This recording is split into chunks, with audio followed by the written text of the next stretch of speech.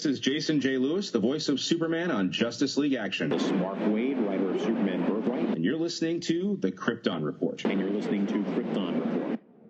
Up in the sky, look! It's a bird! It's a plane! It's the Krypton Report. The All Things Kryptonian podcast, including Superman and Supergirl. We discuss games, movies, cartoons, TV shows, and comics. Find us on Facebook, Instagram, YouTube, and Twitter.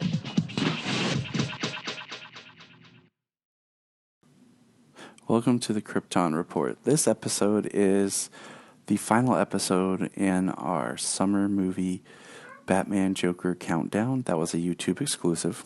This is a commentary track for 2008's The Dark Knight. We did record an episode based on Suicide Squad that was supposed to come out in August, but we had so many technical issues and the audio just didn't capture that we decided that we're going to hold off and re-record it next year as part of a post Birds of Prey and a pre-The Suicide Squad discussion. So this is our last one of Batman and Joker. Until then. This is Jason J. Lewis, the voice of Superman on Justice League Action. And you're listening to the Krypton Report. Welcome to a very special Krypton Report. This is part of our summer movie series. And what we thought about doing was, since it's Batman's 80th anniversary, we thought, hey, what better way to celebrate Batman's 80th anniversary than just review Batman films as our summer movie series? And along with that, we decided to do films focusing on the Joker, leading up to the upcoming Joker film in October. So now we are in place. It's time to talk about the second, maybe first favorite Joker film, 2008, The Dark Knight, starring Heath Ledger as the Joker, which has revolutionized and changed the Joker forever. And Solomon, Jania, Bryan, and James and I discuss The Dark Knight. Okay, guys, welcome to the Dark Knight Krypton Report.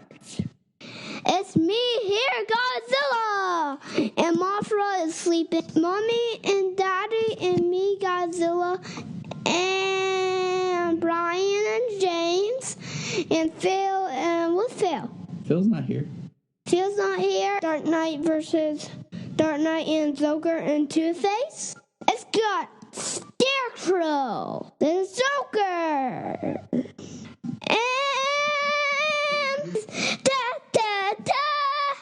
okay, Two-Face.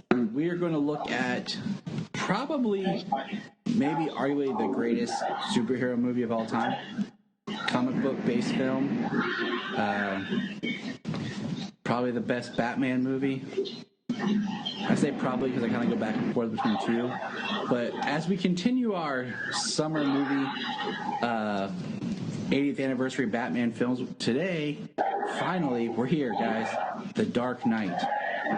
Well, it's about time. And like I said, Godzilla's here. You just heard Bryan. We also have the lovely James and the beautiful Jania. They're here too. Oh, making me blush. I'm lovely. Aww. That means beautiful James. I'm the lovely Jania. All right. It's Godzilla. So, 2008. Okay, so let's travel back real quick. Let's jump back to 2005. Did you guys see Batman Begins in theaters? Yes, I did. Yes, because I'm not some peasant. Okay. Did you feel like there was an excitement or a hype for it, or like there was this like buzz for Batman? Not entirely. It kind of came up. There's probably more buzz for Superman Returns than Batman Begins at that time.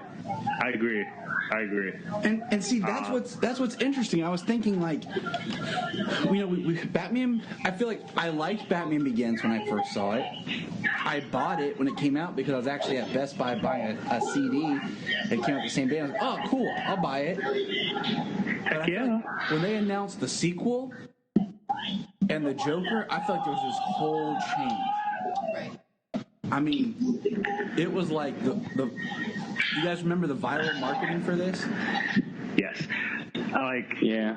It's like when Batman Begins was announced, I mean, we were all excited about it. Like, your Batman purists were excited about it, you know, but everybody else, I totally agree, was like pumped for Superman Returns because it had been so long since a Superman movie, and they were marketing it a little bit more. Batman Begins was marketed, you know, as more mature type audience, but after that movie, because it did so well and blew people's minds, The Dark Knight was marketed way more heavily, and everybody was losing their minds. I mean, you got to think, you know, this is debatable, but what was the worst movie? Which one was worse? Superman 4 or Batman and Robin? You know, that's what we're coming off of. That's hard. It is hard. And that's a debate for another day. Do you So, But I'm just saying this, okay. So we're going to fast forward. Did either of you see the Simpsons movie in theaters? Yes, I did. yeah. Okay, so do you remember the teaser? Do you remember the teaser trailer for this? That came out with the Simpsons movie? No. No, I just remember Spider Pig. Okay, so my brother and I went to see the Simpsons. I was inebriated when I went to see The Simpsons. I don't blame you. So it starts out with just a black screen, and it's blue fire, and you hear voices talking about escalation, and then Alfred says, well, you did it first, sir. You change it, and then you hear the Joker kind of laugh at one line, and it pulls out, and all it is that bat symbol on blue fire. That's all it was. And that was a year to the day of the Dark Knight's release. Ooh. Now, skip ahead to December. Did anybody go see I Am Legend in IMAX just to see the extended Dark Knight trailer? No. See what? Did you see I Am Legend in IMAX? No. You guys But suck. There's not an IMAX theater within an hour of me, so. Calm down. But I have I college did roommates see. obsessed with this movie, so. Well, I did go to the theater, and I did see the IMAX preview. Pittsburgh did a little. You could see the IMAX opening scene. You could just go to that. It was like a little screening thing, and I did go to that. See, and It that's was what. just that like 15 minutes. That's all that you got. That's what we went. We drove to go to the IMAX theater just to see this opening bank heist scene. And then a trailer that follows it was real quick. So.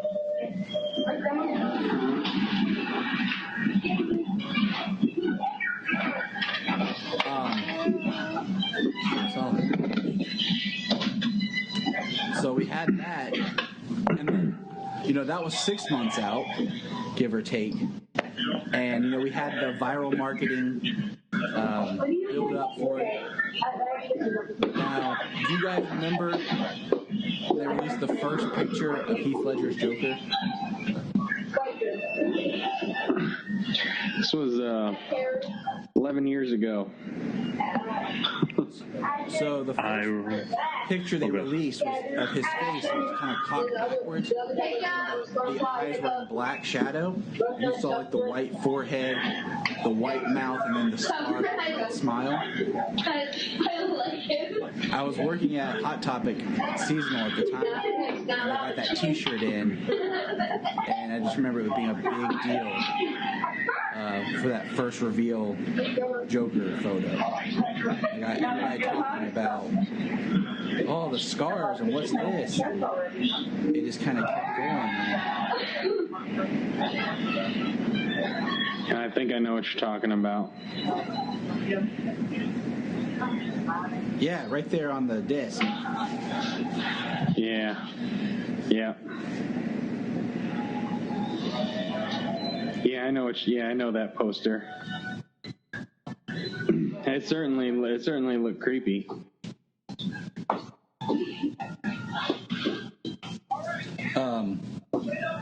So we had that, and then the last thing was it January? Is when Heath Ledger died. I don't remember. I want to say it was because it was like January or February. I want to say it, but I want to say it was January. All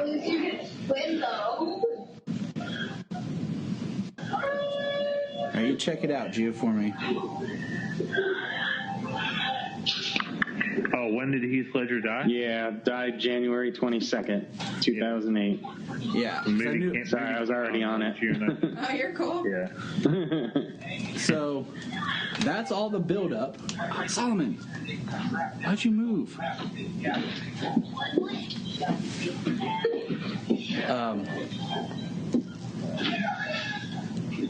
You okay? And then, did you guys go opening night for this? Yes, it did.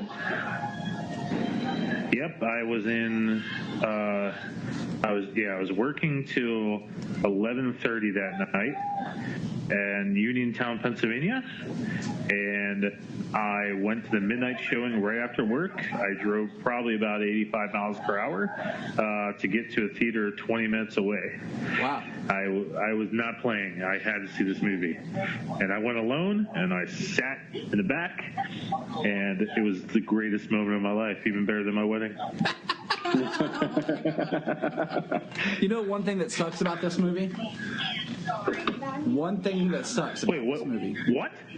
Is that it came out in July, and I didn't meet Jania till October. So we did not get to see this together. That's okay. I saw it on opening night. I know I did too with Jerry, but I'm just saying it would have been great to spend that with you because in a couple months I got to meet you. Aw. I met my wife in April of that year. And wait, this movie came out in 2009 or 2008? 8. Yeah, 2008. Yep, I met my wife in April of 2008, and then she went on a mission trip for the whole summer. So I needed Batman. I missed my woman. Amen. I just remember there was so much hype and buzz about this movie. It was ridiculous. And to me, this movie feels like a sequel to Batman Begins, but yet it has a different feel to it completely. Yeah, Batman Begins was so good that this one definitely was riding high on its coattails. Now, Solomon, you're the youngest here. So, you guys seen The Wear of Batman? Yeah, they've seen Beware the Batman. We're talking about this right now, buddy. Yeah, talking about The Dark Knight then. Now, okay, so we're about to jump into the movie. The opening scene I've probably seen maybe 100 times. Because why not 101? Best Buy, for displaying their Blu-ray technology and surround sound, had an exclusive in their store after the movie came out. They had that opening scene playing repetitively.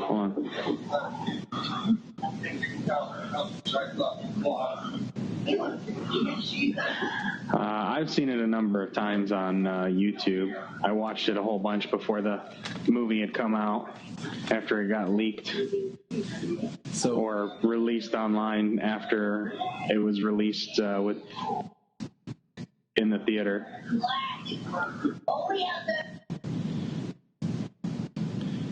So Jania, I think you remember part of this because you came over and made me because I was working at Blockbuster full time when the movie came out, which means we got it about a month before it hit street, and I rented a copy. And I think from the beginning of November up until January, somebody in the house had this movie playing. I remember that. One of my roommates, got 4 roommates, we were renting a house, had this movie 4 roommates? Yeah. for 2 months straight. It was like the Christmas that everybody got this movie. I remember I came over to your house one night to borrow Supernatural, all your discs, and somebody had it playing when I walked in the door. It's like if somebody came over to hang out, they're like, "Hey, have you watched The Dark Knight yet?" Yeah, I've definitely watched this one the most out of the quote-unquote Dark Knight trilogy. I've watched Dark Knight Rises the least, even though it was filmed mostly in Pittsburgh, and I probably should watch it more. But it's just so good. I'm sorry. So I understand. Now, how many times in theaters did you guys see this? There was an opening night. I think I might have saw it maybe 3 times. I saw it 3. Maybe 3 times. The movie I've seen in theaters the most amount of times was the original Avengers movie. I saw that maybe 6 times. But The Dark Knight was only 3. How many times for you, Ju? I saw it twice in theaters. Yeah. It was amazing both times. I saw it one time. Yep, you've watched it one time on home video. I don't think you were born, man, when that came out in theaters. What are you talking about? What about you, James? I think James went to tuck his kids into bed real quick. Yep, he did. My bad. So, I mean, that's where we are with The Dark Knight. I remember the suit reveal, how everybody was like, oh, the suit's so good. And there was just so much excitement for this movie. You couldn't escape Batman, The Dark Knight. I mean, when they officially gave the title, the sequel was going to be called The Dark Knight. I remember being frustrated that it was going to be 3 years in the making and not just the average 2 that we're so used to for these type of films. Totally worth it. But I mean, this movie just took it to a new level because before this movie, Christopher Nolan did another movie called... Do you remember what it's called? Inception. No, that was before The Dark Knight Rises. This is between Batman Begins and this was Prestige. Oh yeah, such a good movie. Which is my favorite Christopher Nolan movie. It's my favorite Nolan movie. Prestige is your favorite Nolan movie? Yes. That's a good one. It is. Do you guys think Dark Knight Bane? Yeah. Dark Knight. Yeah, so this movie is called Dark Knight Joker. Dark Knight Joker. And then an interesting title. And then there's Dark Knight Bane and Dark Knight Scarecrow. And Batman Begins. Which is Dark Knight Scarecrow. Yeah. Dark Knight Scarecrow. Well, That's but how Ra's al Ghul was the main villain there. He don't care, okay? Do you want to start it right now? Okay, we ready to start it, guys? Yep. I don't know. All right. Are you ready to start it? How's everybody watching? On my DVD on my computer. I will be doing the 4K edition on my Apple TV.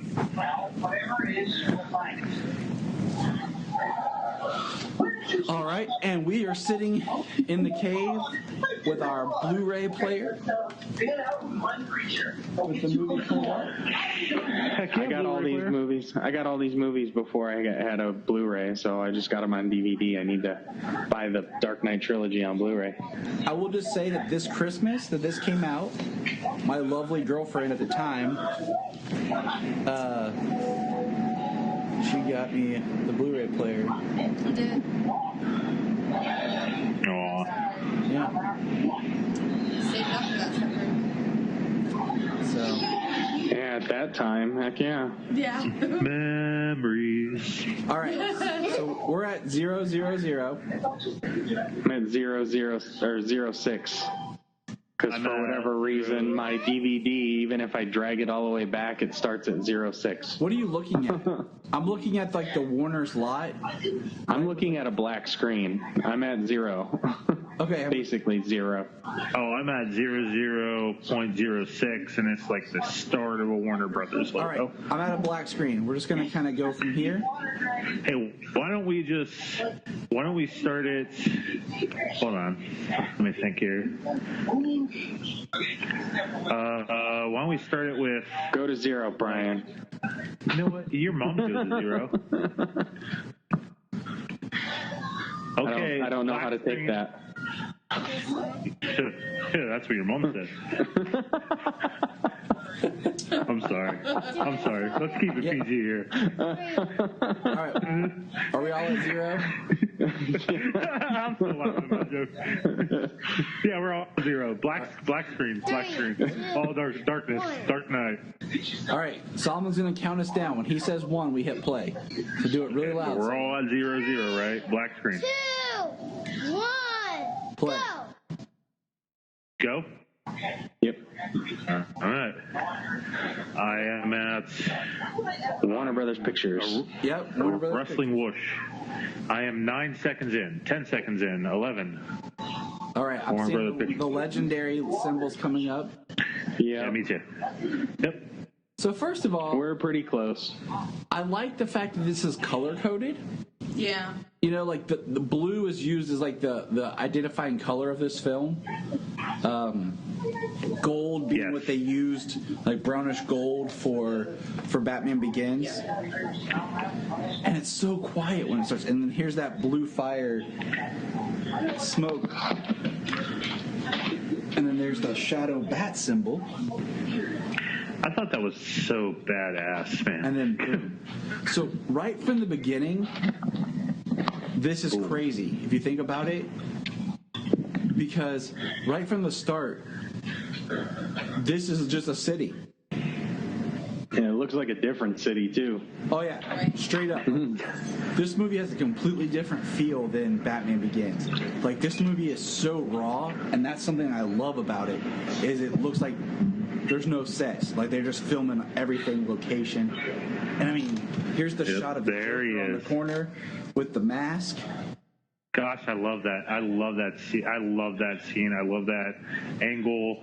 Just the pose, holding the mask in the hand. That mask is a homage to Cesar Romero's clown mask. Yep, and we actually watched that episode not too long ago of Batman 66. What was it? And then Pagliacci or something? Sounds about right. Homage. Yeah, in Batman Assault on Arkham, when Harley's digging through hers and Joker's stuff, she pulls out that mask too. It's used in the Hush cartoon. And what other Batman animated film had it where Bruce was at his computer and like you see Joker with that mask on? I don't know. Probably the Return of the Cape Crusaders, maybe. No. I don't know. Was it the Killing Joke when he had all the pictures of Joker, a bunch of different pictures of Joker up on the screen? Maybe. I mean, yeah, I'm trying to think. That's the one I haven't seen, and that's the one I haven't watched in a long time, and I think that's it. I know what you're talking about. There's a scene where he's sitting at the Bat computer, and he's, still thinking, doing investigations on Joker. I'm thinking it's the Killing Joke because of his escape and whatnot, but he's got all kinds of different pictures of the Joker up there, and I feel like these masks and that homage is kind of where they're at with the Joaquin's makeup. Okay, guys. Your car's coming. Not yet, buddy. In a minute. Now, Jania, speak louder when you have a comment. You got to talk over three dudes. You said. No, I know. I just said I love how he just like so easily blends in. He just fades in with everyone. And I'm going to say this right now. The best thing about this Joker is the fact that everyone thinks and believes that he's crazy, but he's the smartest, most tactical tactician that they have. That's because Gotham deserves a better criminal, and he's going to give it to him. Exactly. Now, how did you guys feel about just the fact that it was makeup and not the whole vat of chemicals and everything?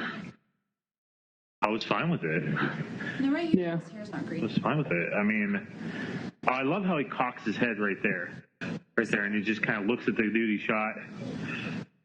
Like, he knows exactly what's going on. He knew that guy had more bullets. They would shoot the dude. He knows everything that's going on. He is a master tactic.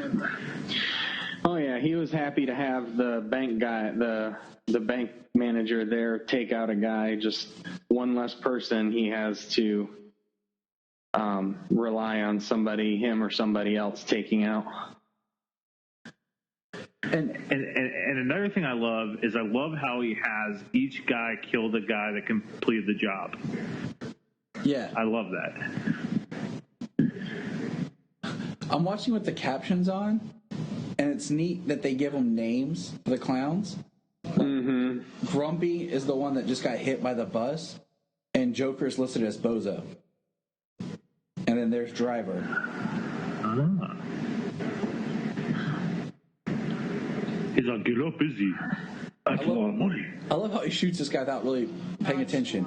Just totally nonchalant. And the way he walks is beautiful. Now, as far as the makeup, how did you feel, Jania, about it just being makeup and not being like the whole chemicals and all that stuff for the Joker? I think it just adds to it. I just think it adds to his character. It makes sense for this incarnation of Joker. And see, and that's... I'm with Junie on this. Absolutely. There it is, the reveal. You guys must be a couple seconds ahead of me. But he just said stranger to me and smiled. I don't know. And Okay. So my first problem with this, my first problem with this movie, and there's not many, but why the heck doesn't he just spit the grenade out? Joker. Fear. I mean, a guy just revealed himself to wearing clown makeup and shoves a grenade in your mouth, and you're laying there watching him. I just take it as fear. I mean, and what's wrong with his right arm? He could have just pulled it out. And then the other problem is, why is the name bus driver behind him? Like, hey, this bus just pulled out of a bank. Exactly. You know? Yes. Like, this ain't right. This isn't one of our buses. No one says anything. Because it's yeah, me too. But I take the bank manager thing is just fear. I mean, have you ever? Yeah, he's just frozen in fear. You're just paralyzed with fear. Right. And well, when he popped out the shotgun, he didn't sound so fearful. You guys are dead. And part of he had a shotgun.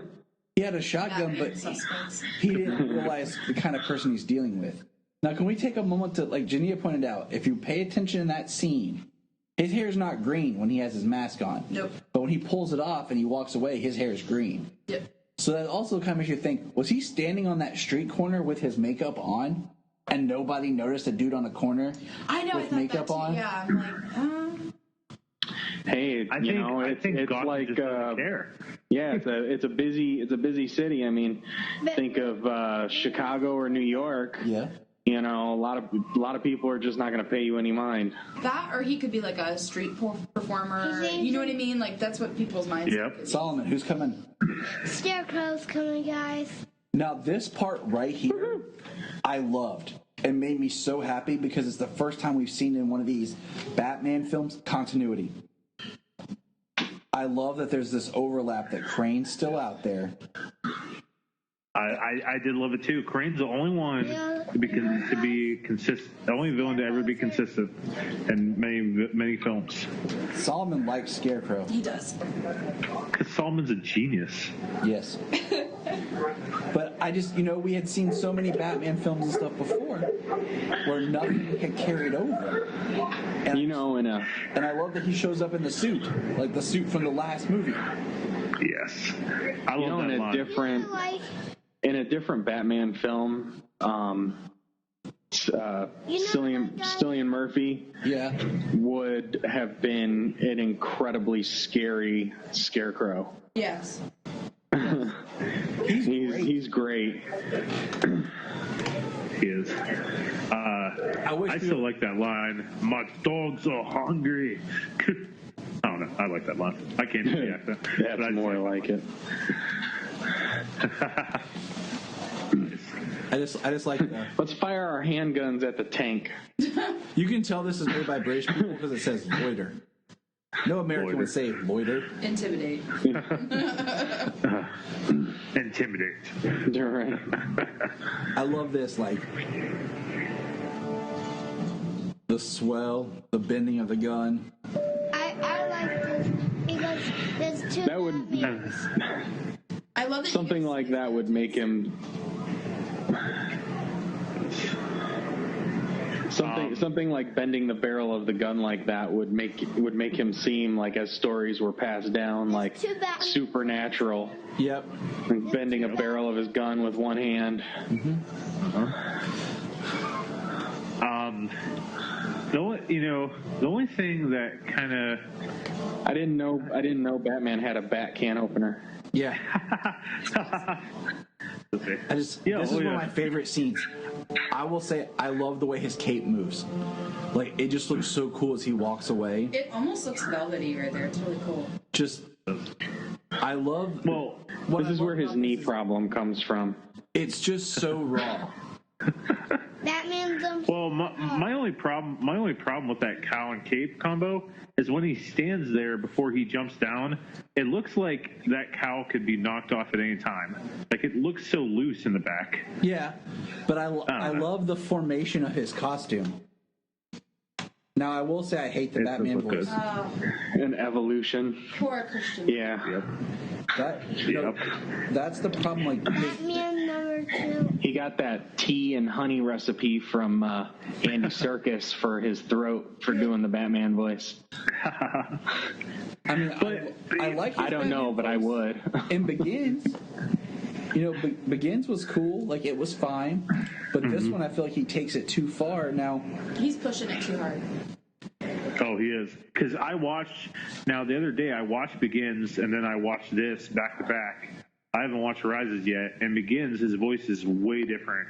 It's just a deeper voice, but you can still like see two different voices with Bruce and Batman. But in this, he's just trying too hard. It's just.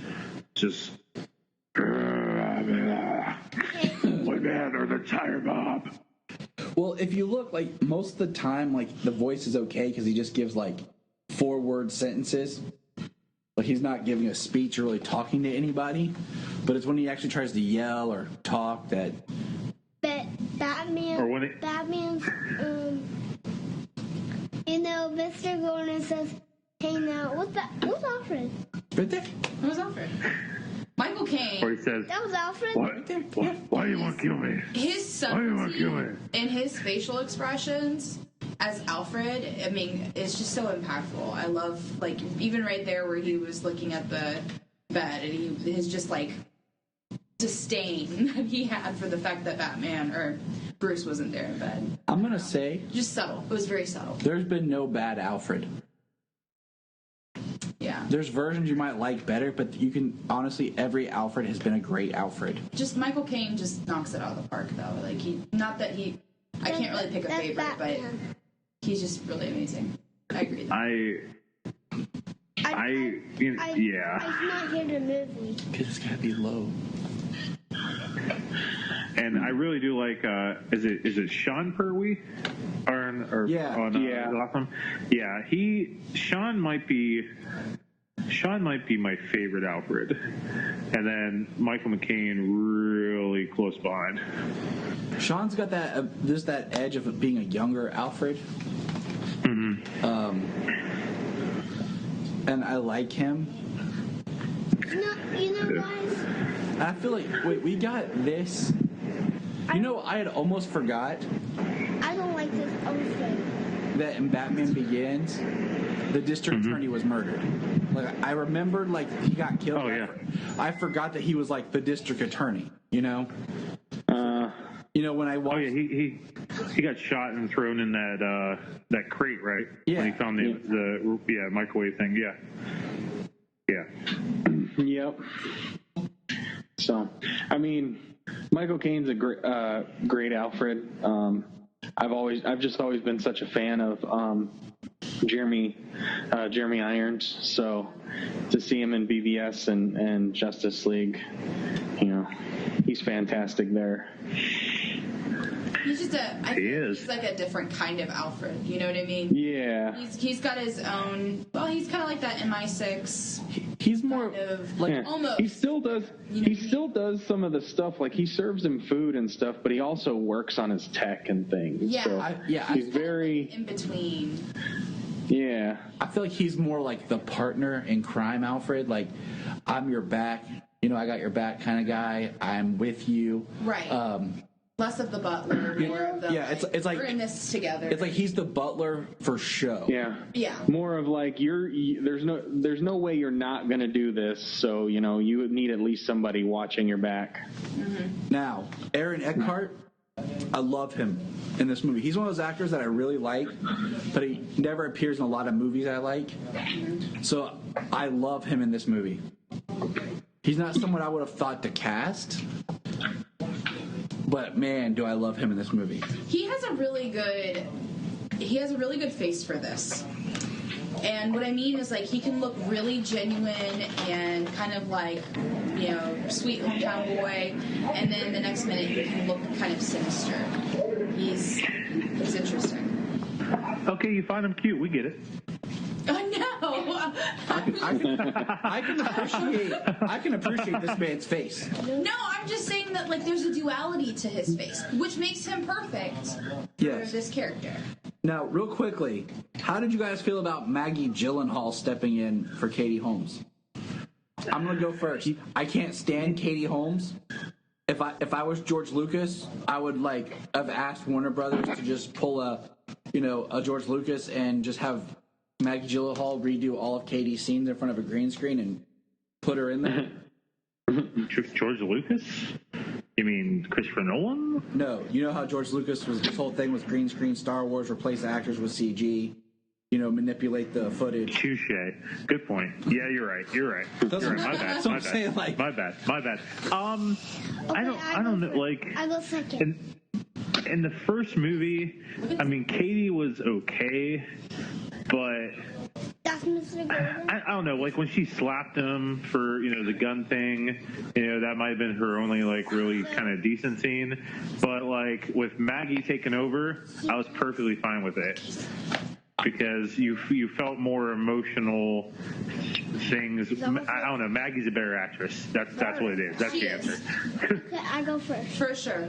I feel like Katie cheapened the first movie. But Jania's pointing out, admire Dent's office. Just how busy it looks like he is dedicated to his job. Yeah.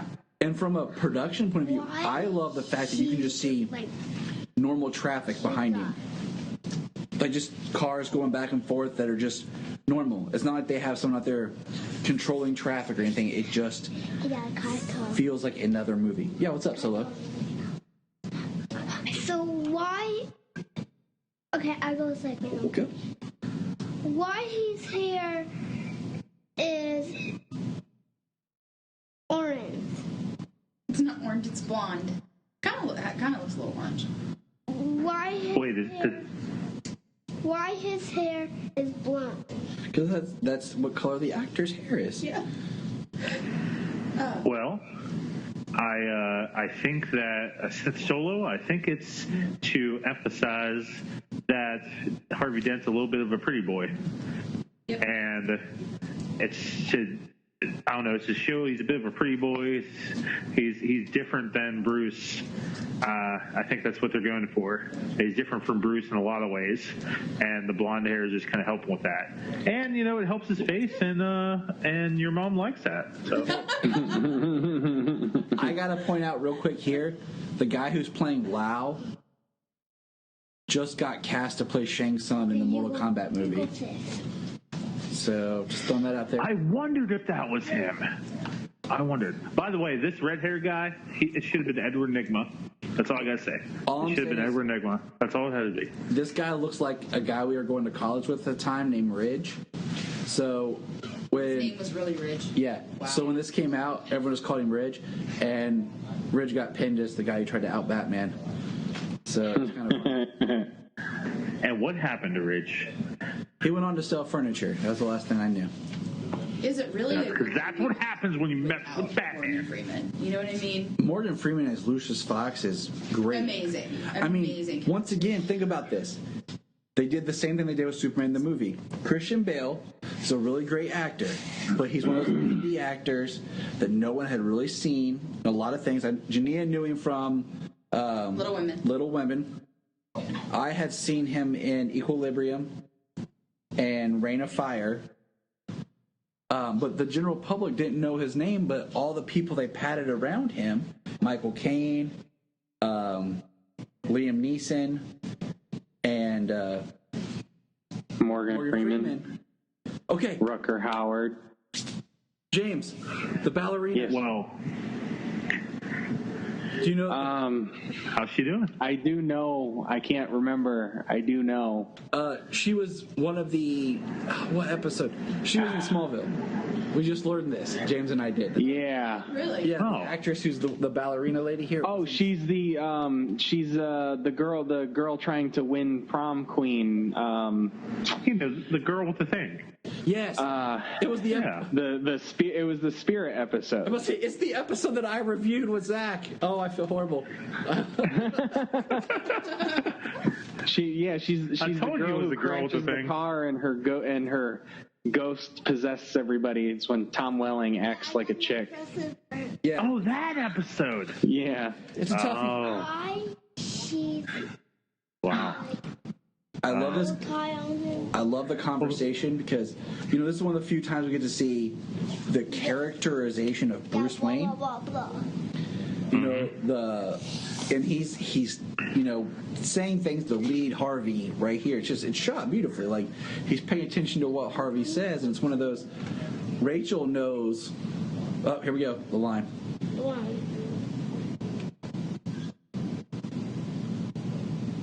Man, that's a good line.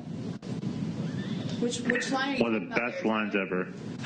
You either die a hero or you live long enough to see yourself become the villain. Yeah, it's a good line. And I love how they cut to Bruce there, and then they cut to, what the heck's her name? Rachel. Like, I love how they cut to Bruce, and Bruce is like, Kent could take over for me. And then Rachel picks up on it, looks at Bruce, and like, yeah, I like that. Never mind. No, it's great. I completely am for it. And then here we go. Oh, yes. All right. I mean, I like that we have Michael Jai White, who I still say could play Spawn right now again, but Heck yeah, he could. It was amazing. So I gotta tell you guys. So all I have that director's cut on Blu-ray. Now, when I saw all the promotional stuff and Heath Ledger was cast, you know, I was like, you know, I don't know. Even that opening scene, I was like, okay, there's potential. But when he walks into this room and he does that magic trick, I think I even yelled at the theater with everybody there. That's him. That's the Joker. That's it. And that's what sold me. We clapped. I love the fact that the Joker wins because everybody underestimates him. That goes back to what I said. He's so smart that he has this persona of craziness, and nobody takes him seriously. Everyone's focused over here. He's doing the sleight of hand over here, and that's how he wins. And not even Batman took him seriously. Because at the end of Batman Begins, he's like, I'll look into it. You know, and then earlier he's like one man versus the mob. And they should have been.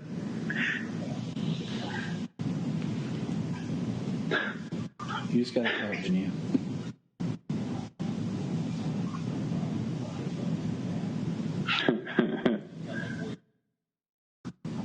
How about a bang?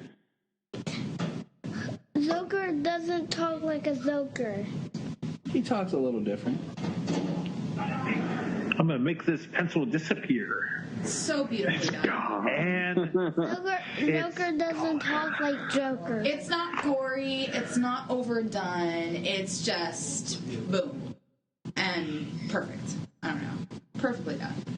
Okay, so I read a thing that was interesting. Okay, so you watch him, he does the tick with his mouth, right? Yep. Okay. And, you know, you kind of think maybe it's about the scars or whatever. But I read a thing that was talking about the medications that they give for antipsychoses and things like that give you dry mouth. So, you know, so that's just one of those things that adds to the myth of the Joker. Like, is it a reaction to medication, maybe? Right. Well, I also like the theory that he used to be like a soldier, like he was like a torture specialist or whatever, and with extreme PTSD. Yes. I like that that's a theory that you can apply, but it's never given. Like, that's the beauty of this Joker, is there is no origin. And he feeds into that line from the Arkham Asylum comic where if I were to have a past, I prefer to be multiple choice. Exactly. There's my line. That's what I live by. If you're good at something, never do it for free. Yep. My favorite I work in maintenance, and everybody's always like, "Hey, can you fix this or this?" Well, good something for a price. It's amazing how the black makeup around the white just make his eyes pop that much harder. He looks so good for his grandma. I feel like his makeup is very clear in this scene, like very, like a lot more crisp. And then, like, as the movie goes on, I feel like it just kind of, well, the cool thing about the slowly fades. It's like so smeared in other scenes. The cool thing is about the makeup is Heath Ledger applied it himself. That was part of the character. Is Heath and Nolan decided that I did not know that. He himself would put his makeup on so that there's scenes, if you pay attention when he doesn't have his gloves, there's makeup on his fingers and everything. Yep.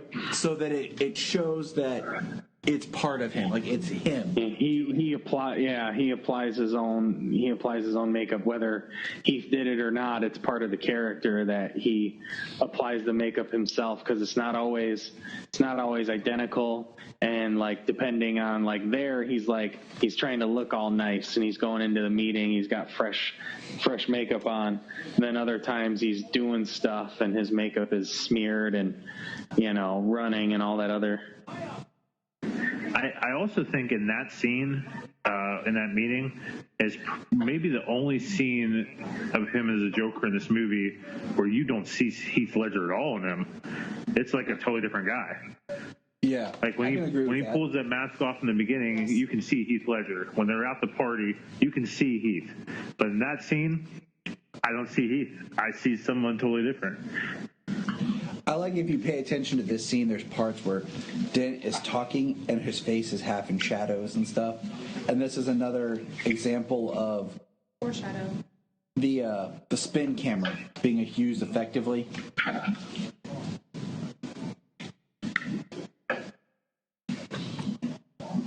Man, moving bookcase. Jenny and I have always said that we want to put in a bookcase, have it move, make a secret room and stuff. Tyler, it's not secret if you tell everybody about it. All right, I'm going to edit that out. Guys, that's all I've ever wanted in life. I've always just wanted a secret room. That's all I've ever wanted. And now that I have more than anything, like I need bat poles. To the bat pole. Cut out a giant hole in your floor. I swear I'll do it. Like turn the utility closet into a pole to the basement, to a bat entrance to the basement.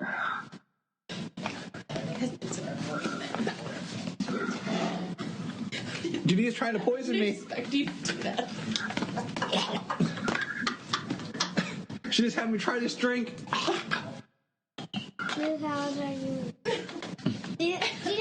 Just know that if I die, my wife did it. Oh, whatever. You're the one with the recording. How can we do that? I mean, this is a cool scene. Part of me is like, I could do without of it. I mean, I get it for the story. Like the idea that Batman has no boundaries. Performance canceled. And everything. You're talking about the actual part on the yacht? I'm just talking about him going after Lau. Like just this whole middle section of the idea of him leaving Gotham, him setting up his alibi. Yeah. And you're going to tell me that none of these ballerinas would make a comment about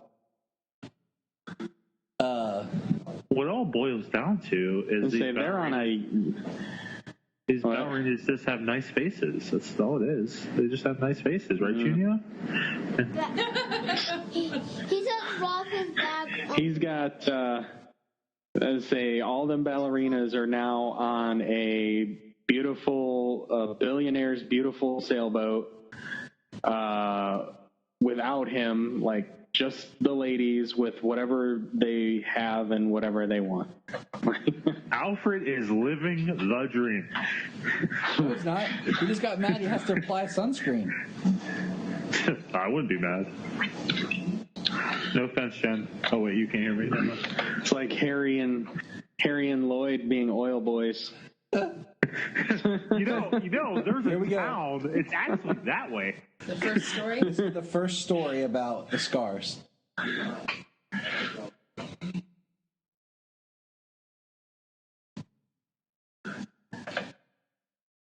I wonder how Michael Jai White would have been like if he was actually like fearful. So the two Right. is on here. Yeah, Two Faces. He's later. Yeah, this is hey, remember this is a grown-up movie. Yeah. You're cool. Yeah. I bet I'm a girl. Looking at You're boobs. So serious. You're still a kid, but you're awesome. Smile on that face. There's another one. Great. And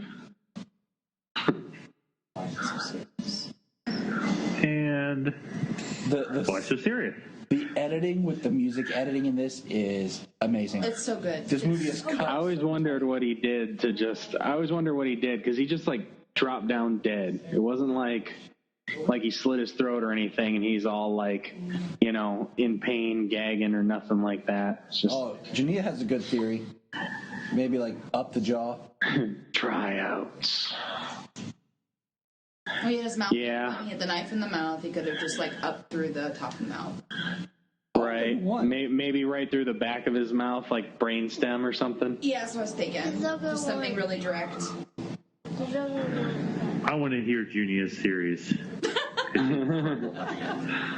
But I wondered it too. Like, okay, you just a little scared. Like, how did he die? No, I think we need a woman's point of view in life. You know. Mine can be dark sometimes. That's why I married her. It's okay. I'm like the king of darkness. What are you talking about?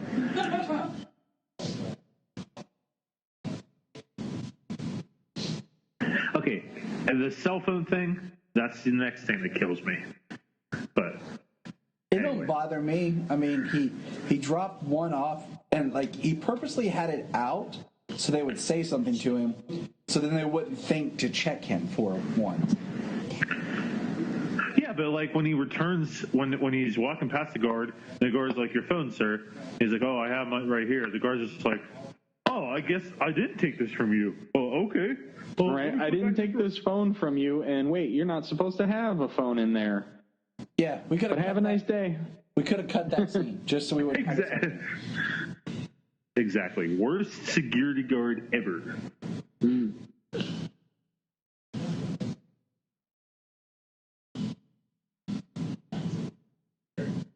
Sounded like comic book guy there. Yep. That's what I was going for. There he is. Worst security guard ever. Okay, sir. I'll just put it back in the drawer. It's his confidence level that does it, though. You know what I mean? Like, if he had hesitated on it, the security guard would have had a reason to ask questions, but he was very confident in it. Wasn't funny. It's Morgan Freeman. It's God. It's the voice of God. What would have been interesting is if that guy had just given that phone to like a friend or something, like they hadn't kept it there, like the phone was like, or the guy like threw it away or recycled it or something. Just like, wait, what's this sonar? It looks like a dump. Now, I mean, this is an awesome shot because I remember this from like I think the first trailer. Yeah. We got the spinning camera and like.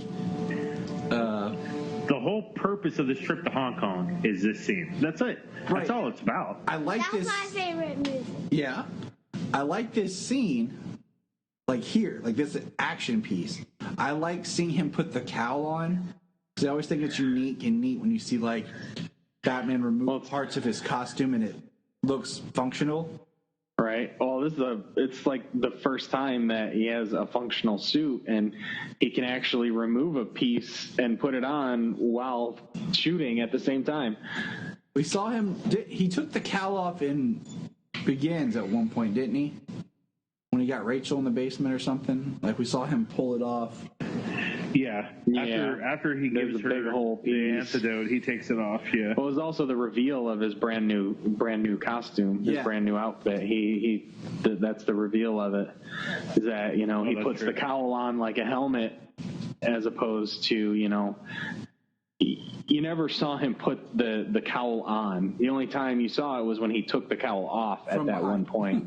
Yeah. See, there's the shot right there. See, I'm not sure if I'm a huge fan of the color of his belt.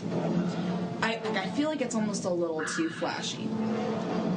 I can get you know what I behind mean? that. Because everything else is very tactical, and like the coloration is kind of you know what I mean? Like it's meant to be. Especially at this point. Yeah, that's kind of where I'm at with it. Because the first costume was so much built out of necessity, and then trying to piece it together. That's why it looks very homemade-ish. Right. With like this was made. This is refined. Yes. Yeah. This was made specifically for him for this mission, and I can get behind that. Like the it's if he's trying to be covert, you know what I mean? Like it's just I don't know. Nope. Being nitpicky, but still. That's what we do in these. We love these movies, but we can pick them apart for fun. I mean, have you listened to Bryan talk? I pick apart everything. Gosh, like he totally does a tuck and roll, like in the window. Like he could have just flew right in and made a bigger hole, but he decides to just do this weird tuck and roll. And who the heck is this loud guy cracking his neck when he like cocks back his gun? Like, what the heck are you gonna do to Batman, you douche? I'm just now going to pay attention to his belt. Like, sorry, it just was one of those moments where he's standing on the side of the building, and I'm like, man, that's kind of flashy for the lights and like his whole mission. We got the SWAT coming in. I'm with Junie on this. The belt is too flesh colored, and he should probably be wearing some maybe dark blue or gray trunks or something. He should just have a black belt.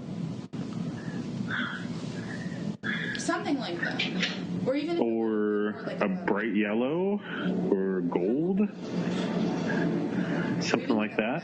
Like gray or something. A matte gray, yeah. Well, the thing is, perhaps if this Batman ever had his cape wrapped around him, you wouldn't see the belt so much. Right. Yeah. Well, I think it's interesting. He has the bat symbol on his chest, but it just blends in. Yeah. Like it doesn't pop. That's kind of why I'm like, that's. Yeah, not made to stand out. Everything is made to kind of work and function and kind of fade into the costume. Okay, guys, I'm freaking out right now. My wife totally took the dog in the bedroom, and the bedroom door is shut. But now all of a sudden, my dog has just appeared to the right side of me, and I don't know if my dog Sherlock can phase through matter. I don't know what's going on, but I just got scared, and I'm freaking out, man. Okay, moving on. You'll be okay. Okay, so in this scene especially, I'm really happy that we don't have Katie Holmes, because Katie Holmes would have not been believable in this scene. She wouldn't have been BA enough to handle this. I agree with you completely. I also feel like when Rachel dies, if it had been Katie Holmes, I would have been too excited and would have been cheering. Whoa! They took a poll before they cast Maggie Gyllenhaal. Said, "Would you guys be happy or sad if she died?" They'll be happy. No, can't use her. She dies? Spoiler alert! What the heck, guys? This is a thought you said this is. I have an 11-year-old movie, Bryan. Too bad. I was not familiar. Spoilers are implied. Movie. I had not seen. Too soon, guys. Too soon. I forgot she was in Donnie Darko, honestly. So technically, that's something I'd seen her in. She just has a. I forgot she was Jake's sister. She might not. Kind of a unique last name. I agree. I love that. I don't know. I see what you guys are doing. It's such a politician answer. I don't know about Mr. Lyle's travel arrangements, but I'm glad he's back. We hired the clown. He was right. Godzilla, you ready for bed? Godzilla Patrick. 10 minutes. 10 minutes. Have you ever walked into a restaurant where every single mobster was eating lunch or dinner? Because I haven't. I live in Columbus, and I'm Ohio Italian. You're Gordon. area. 2, have you not heard of a mob restaurant? They probably own the restaurant. It's one of their upfront legitimate businesses. All I'm saying is, my Italian family, you won't get them all in one restaurant. Nope. Idiots. See, the subtlety of the... Way to perpetuate a stereotype. Hey, I can say what I want. I am Italian. Okay? Mozzarella. Gabagool. Just because you can talk like Mario. No, I'm just messing with you. It sounds like It's a me. Mario, guys. Okay, can I say something? This mayor, he looks like he's wearing eyeliner, dude. And I know he's got to be wearing eyeliner. In every shot. That's Nestor... I can't remember. That's his eyes. I've seen him in a couple other things. His eyes just have this... eyeshadow look? Eyeliner look? He's got some cool eyes. Yes. What does Junior think of this guy's face? Oh my goodness. Too much eyeliner, Junior? Not enough.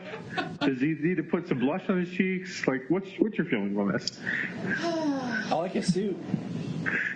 He does have a nice suit, though. I'll give him that. I like the use of the 3-button suits because it calls back to that Batman, 20s era look without being too in your face about it. Well, 3 buttons is a little 90s, Mr. Wayne. That is so cool. Yeah, that's intense. Drops in, smacks the window. It's a heck of a statement. As scared as the mayor was, I wonder if they even let him know that somebody was going to be smashing into the window. Oh, I wouldn't have. As a director, I wouldn't have told him. Just to get that natural reaction. Yep. Daddy. Deliver your lines, walk up to the window, doesn't even know. Bam! Oh, the TV. What is TV? It's on the floor. I really find it interesting how lean Bale is. Yeah. And you know what I mean? Like, if you put him up against Affleck, Affleck is like... Oh, Affleck would eat Bale alive as Batman. He would. Affleck is a tank. Yeah. He's bigger in Batman Begins. Now, do you guys know that this whole scene of the interrogation was shot handheld camera by Heath Ledger? Wasn't this actor... That I did know. I did know that one. This actor was actually scared. Yeah. Because, it's not there's not a professional cameraman or nothing. It's just him holding the camera and doing it.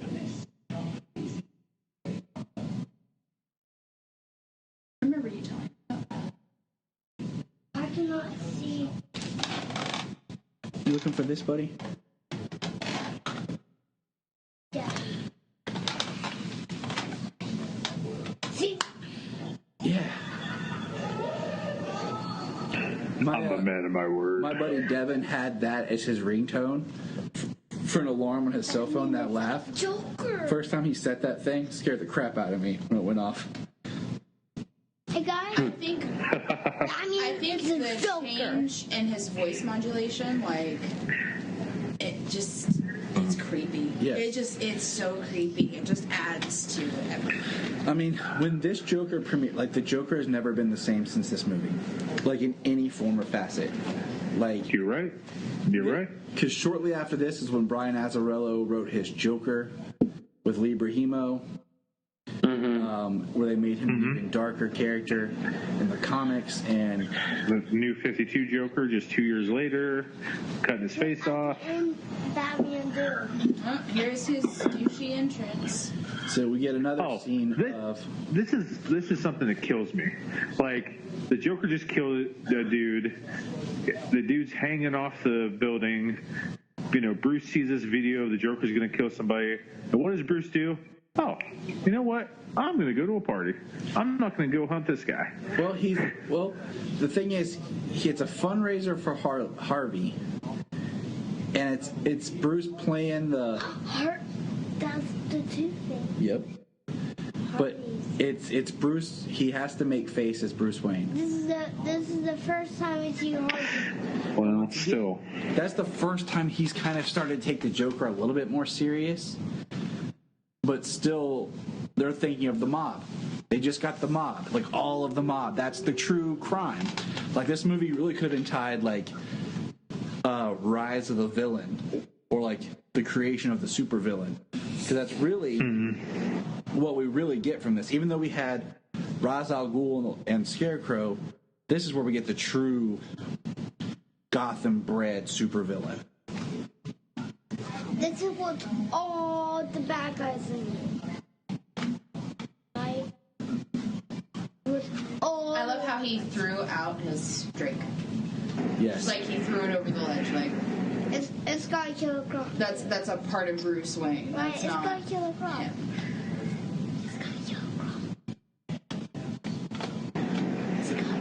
You know, everything that kills me about this Rachel is how she just strings him along, you know? She was never going to be with him ever. Batman or no Batman. Right. It's because she'd already moved on, like, and she was, doubting it herself.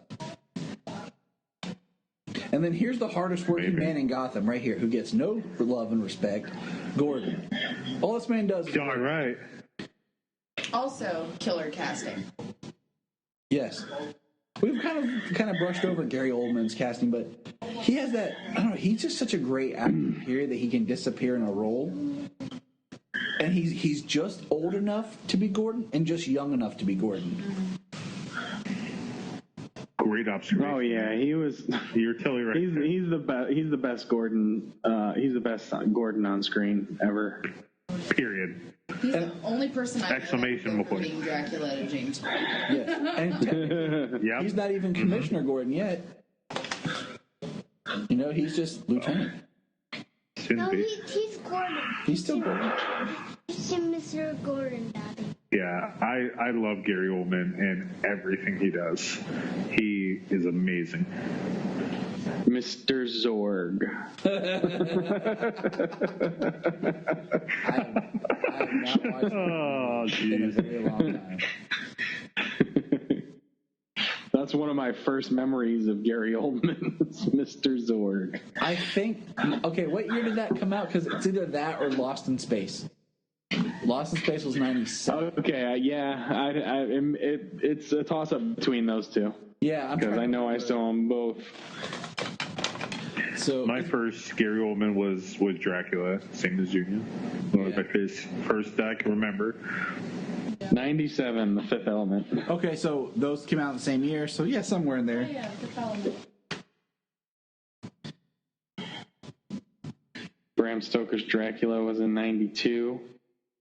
I know I saw that too I didn't see when I was that, so pretty young.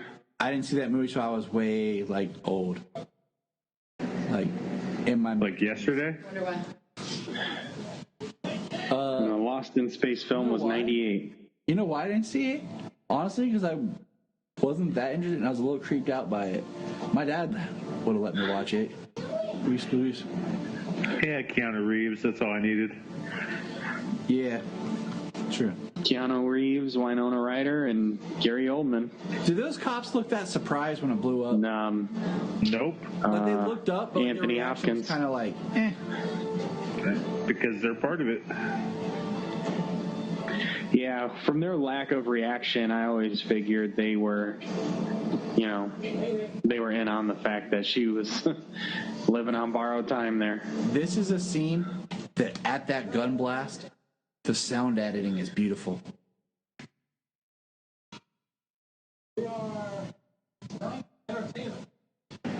Now, I hope I remember this right, but the old man that he confronts and talks to is somebody's dad. Like, is it So he's what's your dad? favorite joke, Or guys? I'm trying to remember. There's something about the old guy he confronts. Yeah, he confronts. I'm trying to remember too. There's something significant about that person. I love how he throws out his drink, then takes a drink. Yeah. A scene with Bruce walking through the hall there for a second. That's the Joker from American Psycho. Yes. Okay, I wanted to say about American Psycho because it was watching American Psycho before Batman Begins that completely sold me Christian Bale as Batman. The interesting thing, though, is he did The Machinist before he did Batman, and he got, like, scary unhealthy. Yeah. I did not when see he The did Machinist. You have not seen The Machinist? Oh, my God, dude.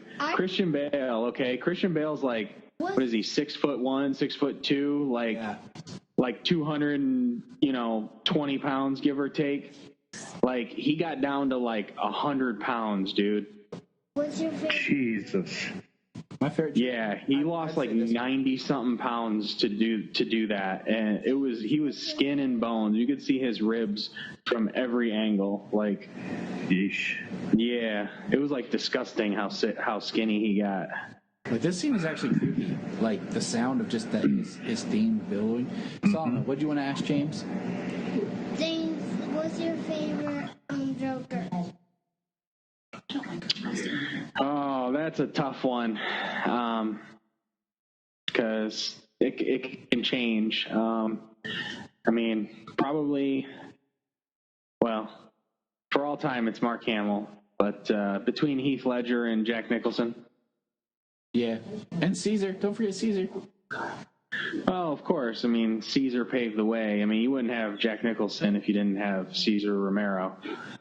But you know, you got to be in the right mood to watch 66 Batman. It's always good, but sometimes you can watch one episode, sometimes you can watch 5. You can't watch 5 because there are 2-parters, dude. You gotta see what happens. You gotta watch 6. Yeah, you got a point. So where did Batman come in? Like, he waited for the right line to say something? Right, and how did the... Well, he went and got his snack. Nobody saw him. It's not like he dropped in, like, you're gonna love me, and just, like, dropped in. Well, did you see that shrimp lineup, man? He's got some shrimp, wait for the line, checks his flesh-colored belt. I love how we have, like, some classic Batman and Joker echoes in this. Like, Batman's got some, like, gadgets that he pulls out here and there, and then the Joker's got the knife and the shoe. Like, seriously. Yes. Thank you, Junior. Yes. I love this. Very poor choice of words. You're really not supposed to be laughing, but it's you can't help it. Like, it's funny. Why does the internet have such a problem with this? Like, so what happened now? The Joker just left? Yeah. He was there to kill Harvey Dent. He didn't get to kill Harvey Dent. Yeah, but why did the Joker keep searching for people? Yes. It was chaos. That was the point. See, I like this. Where he just says he's safe. Like, he's not talking in the Batman voice. He's just talking to her. He's safe. Nobody's standing in front of you.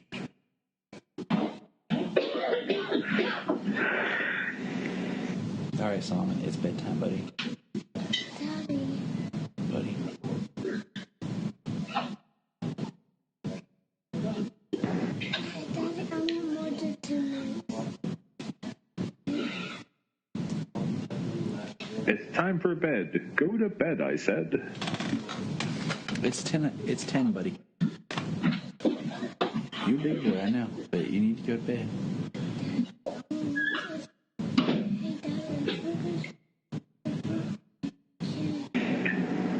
You cross the line first, sir. You squeeze them. Criminals aren't complicated. Average criminal? No. I love this like talk of philosophy just between the two of them. I personally like the idea that the criminals kind of created Batman instead of in this it's kind of like Batman creates the criminals. Yeah. But if you think about it, out of the Nolan trilogy, this movie stands out also because it's the middle chapter, but it's also kind of almost a standalone because the other two work as a beginning and an end. Right. Hey, Daddy, the three Batman. Yeah, so it's real, it kind of makes sense, for him to become Batman in this to fight against the mob because of how in Batman Begins, how crooked the city was, that he saw firsthand how the rich and the criminals controlled the city, and the good people and the cops were doing nothing or could do nothing, and so he creates somebody who could do something.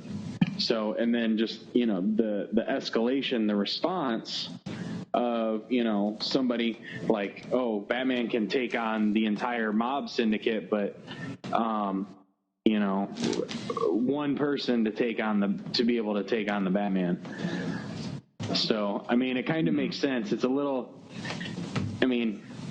it works better than, say, in the comic books where, like, the supervillains are a response to Batman.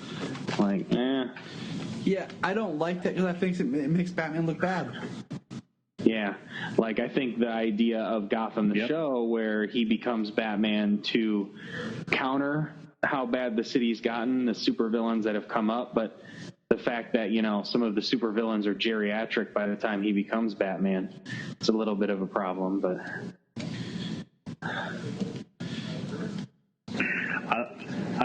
I love how Batman says to Gordon, I need a few minutes with the scene before your men contaminate it. Like, I'm so much better of a cop than you guys. This whole thing right here is like the one scene that people call out of him being a detective. I still don't think it makes a whole lot of sense of how he does the fingerprints thing. Thank you. No, I'm not. Yeah, I never got how this is what is supposed to be going on here. This is cool. It's just as we hang out in the Bat bunker, instead of the cave.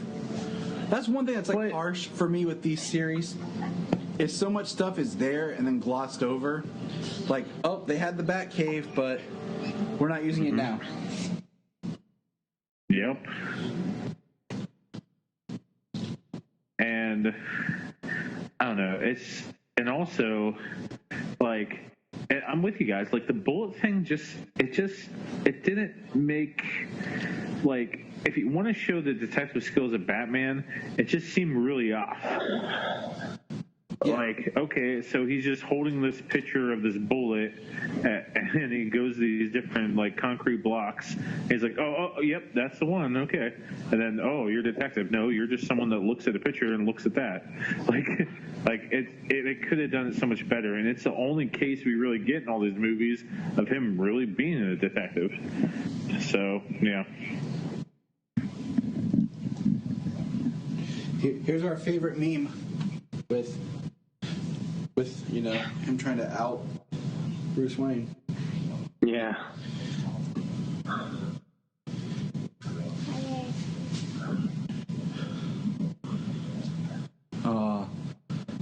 Poor Ridge. Man, I have not watched this on my Blu-ray in a while. Sometimes I forget how crisp Blu-ray is because I get so used to streaming everything, and living in the country, our internet's not always the fastest. So, right, I hear you. Right, Jania? A silent guardian, a watchful protector. Dark Knight. You're funny. Yeah, here we go with the reverse engineering. It's one of those things that's like, it's cool, but I'm like, yeah, that doesn't really make a whole lot. But who's doing the work? Who's really doing the work? Lucius. Well, I mean, I do like the fact that if you think about it, this with Lucius, Alfred, and Bruce kind of make up Team Batman, so that when we get to Team Arrow and Team Flash, they have this kind of idea of a group working, not just the one hero. It does make it a little bit more believable that Batman has a team and not just him by himself. Yeah. Yeah, that's true.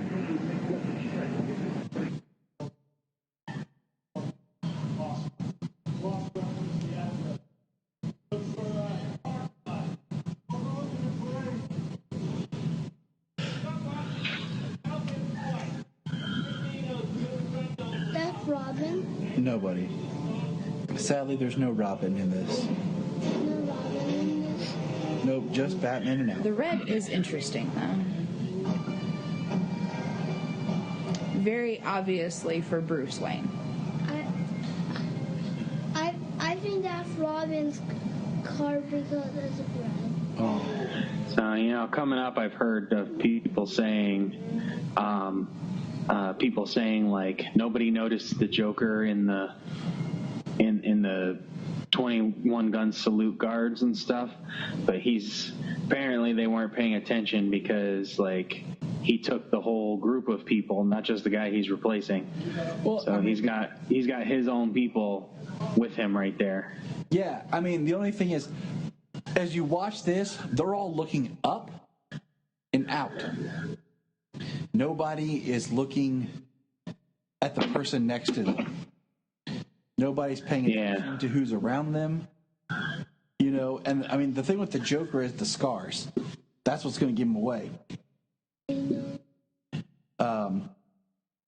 in one respect, it'd almost be kind of neat if the scars were fake, that he put them on as part of his Joker makeup, just to give him a different look. Right. But see how, like, even Gordon in that shot, he's still looking up. Yeah, they're waiting for the assassination attempt. So how you doing, James? Shh, Solomon, you're supposed to be going to bed. And I love this, that there's the timer with the just binocular, the scope. So that guy would have to be legit. The one doing the calls. He's not.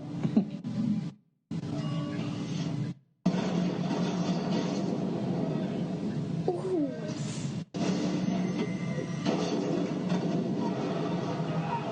Ow, that hurts. And then they're just shooting in the crowd, like Chaos. No, it's interesting that who it is that finds Gordon, because he's not one of the crooked cops. But look, there we go. Harvey Dent. Anger. That's Harvey.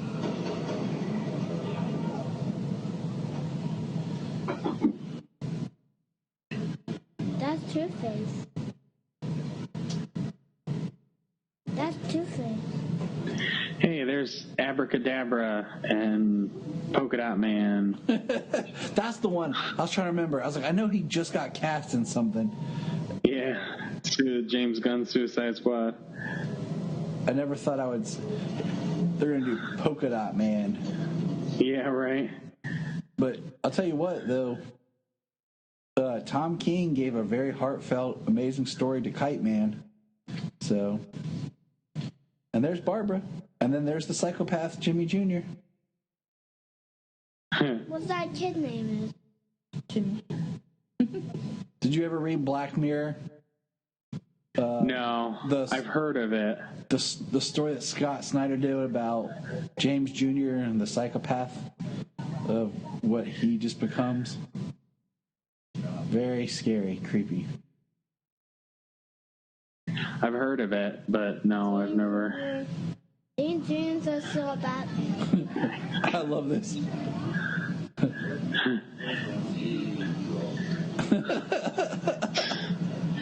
Yep, she is not there to talk. Not his wife, not his family. She's not there to talk. And then Batman's at the club. That's how them mobsters are. I feel like this scene is like an ode to Joel Schumacher. All right, bright colors and flashes. Right.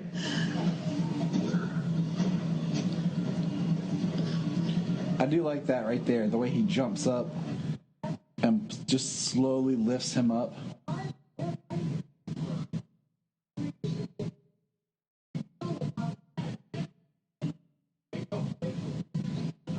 See, this is where Harvey starts to see.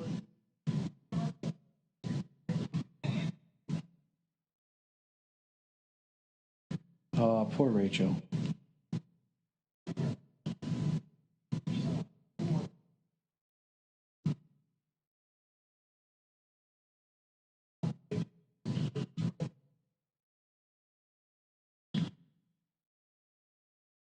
Bruce's penthouse. It's the safest place in the city. I love that. This is where you start to see Big Bad Harv.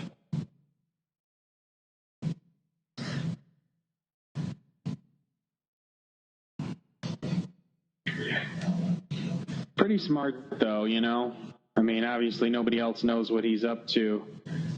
But, you know, as he seems like he's out of control, you know, to other people. Oh! The breaking of his bones on his shins and feet. Oh, he must have friends. Yeah, you gotta do it. Have you seen this guy? Someone knows where he is. You can even tell he can't breathe through his nose.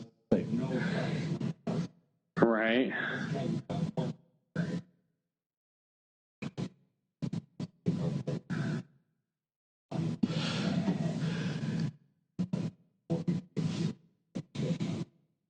I'll get you. It's like he swallowed a golf ball and then was trying to be Batman. Like, I wouldn't. That barrel would be hot after he shot that. So technically it should be burning that dude's forehead. It's a fly zone. It would be hot, but unless he fired multiple shots in a row, it wouldn't, be hot enough to scorch his forehead. it looks red. Slightly. The heat and being pushed against his forehead. Yep. But Plus, if he's, got psychotic issues, he might not really, react to that kind of thing. Yeah, true.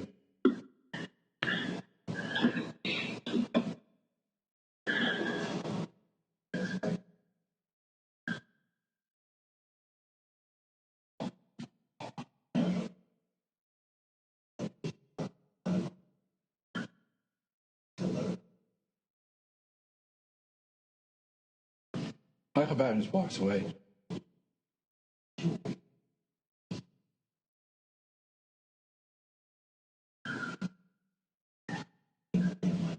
We're all silent because it's just such good scenes. Yeah, it is. I'm just drawing. Yes. When you actually hear him talk, he's saying something meaningful.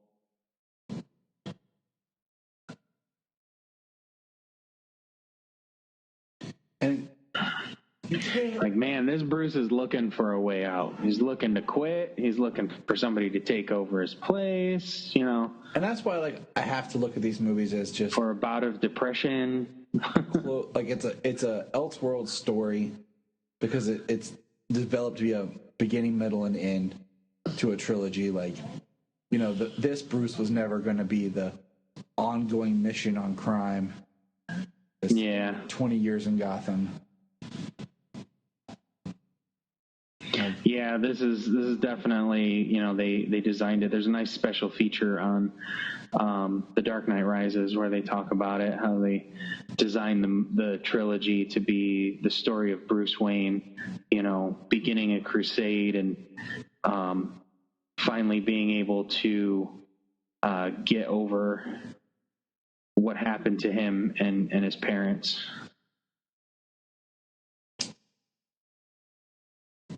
I'm judging her really hardcore right now.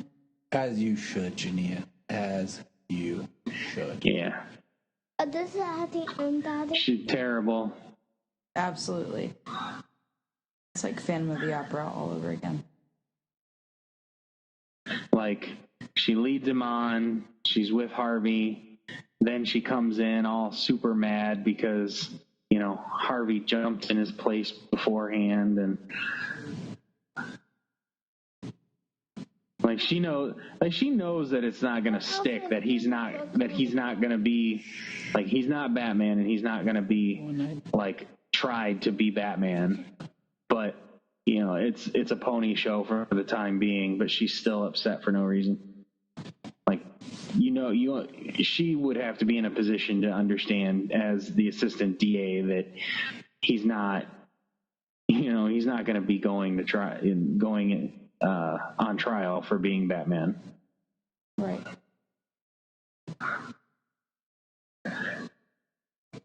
Good line. Today I don't want to. Yes. This is a great line. I love this, but I did bloody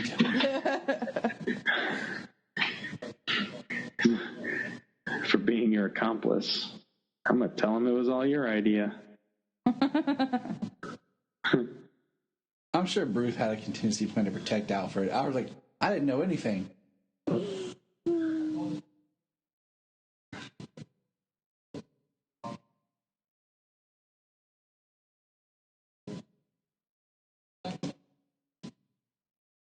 See, I just love the way that everything's shot around these windows.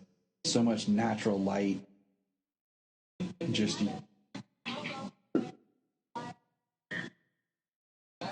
it's the brightest and the whitest Batman movie. Yes. Yeah. I love this speech. Like, between this movie and The Dark Knight Rises, you see more happening during the daytime than you do at night, and you see so much less of Batman. Yeah. Look at the shadowing on his face here, on Harvey's face. It's subtle. I love it. Yeah. It's so subtle. And there's like that. He's got more of like a bright golden light almost like shining on him, if you notice. I don't know. Just the lighting's interesting.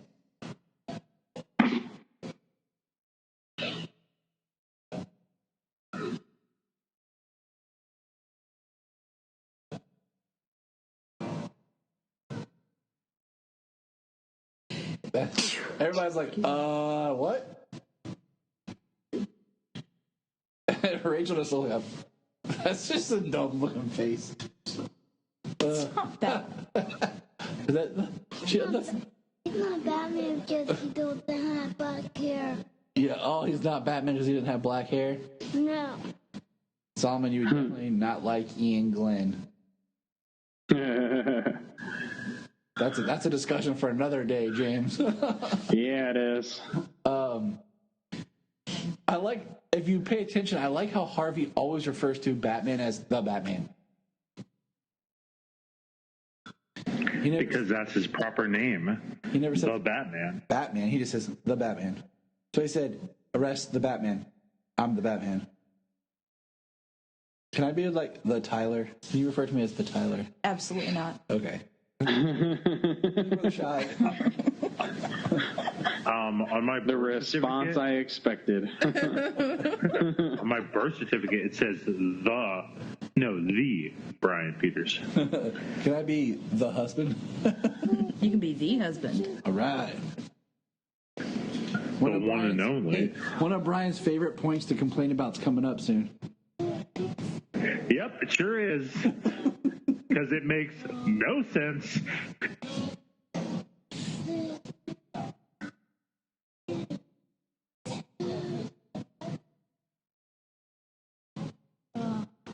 He even says the convoy stopped for no reason. Give me a break. Gosh. Well, it makes me kind of wonder, Because the way they shoot the driver. Yes. See, I do that all the time. When Jen's like telling me I'm being stupid or something, I just kiss her automatically. It shuts her up right away, and it works every time. I like how he says I'm not, as like the door slams. Like, I've been funny if he was like I'm not, like it's shut before he said not. So why you kiss me all the time? No, I kiss you because I love you, Jenny. All right, here we go. So here we go. Here it is. So. All right, we drive in, and supposedly there's no other cars that drive in this town at all at night. None at all. They're just sitting on the sides in traffic. All right, here we go. Except this truck right here. Boom. Okay, we're driving along. Kids are in the back seat. I have to go to the bathroom, Daddy. Oh, no, fire. Now, as you can see from that aerial shot, they can divert down around. Instead of just go onto the other side of the empty highway with all your lights on. Yeah, and just all they have to do is hit their lights, go over, and then plenty of room. They're already on. Keep going left. Go left. No. Yeah, We'll just go down there. Yep. And then they could have like, don't go down into the tunnel where we have no place to go. Stay on the upper road. The entire other side is completely empty. Oh, here's a truck here. This might be a bad idea. Nope. I tell you, great sequence, but yeah, I thought the setup. Very first time I saw it, I was like, well, that was dumb. Yes, which made me think about the drivers. Like, that sucks. But a semi, and we even get the slaughter is the best medicine. I do like that. I thought that was a nice touch. Yeah. Man, like, he's just always so casual when he shoots a gun. Do you notice that? Like, he's just like, I think it shows also he's comfortable with his guns. Yeah. Well, I mean, does he look like a man that has a plan? He just does things. Everything's methodical with him, though. That's the cool part about it. Doesn't seem like it should be. I'm with Junie on this. I could go. Well, go do that. Go on, dude. You got it. Go, little man, go. It's like on Shawshank Redemption. You don't need my permission to go to the bathroom. All right, so the bathroom is a dangerous thing. Can we just say that man go insane? Batman might have taken out the garbage truck driver. He's dead. Yeah, he's flat out dead.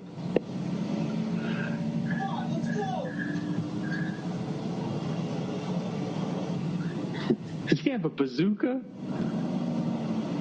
Yep. That's what she said.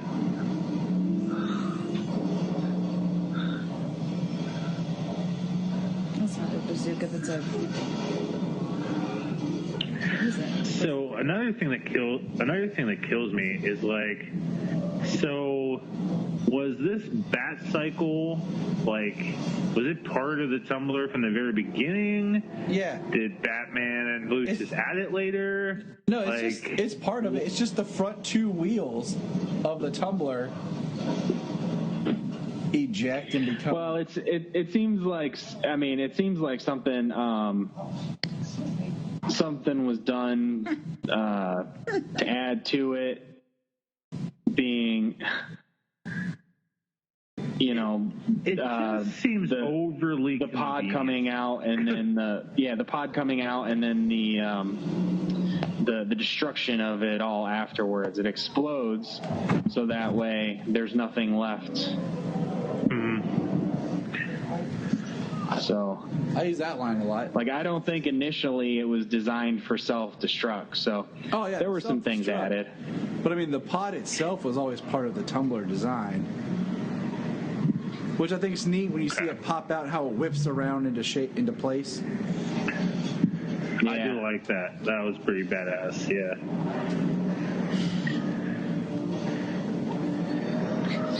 No, what Love it. I think That's sweet. interesting, just in our conversation here, this car never gets called the Batmobile. It's always the Tumbler. And that saddens me. Yep. That gets called the Bat Pod. Yeah. I mean, and then his plane just called the Bat. Yeah, that was stupid.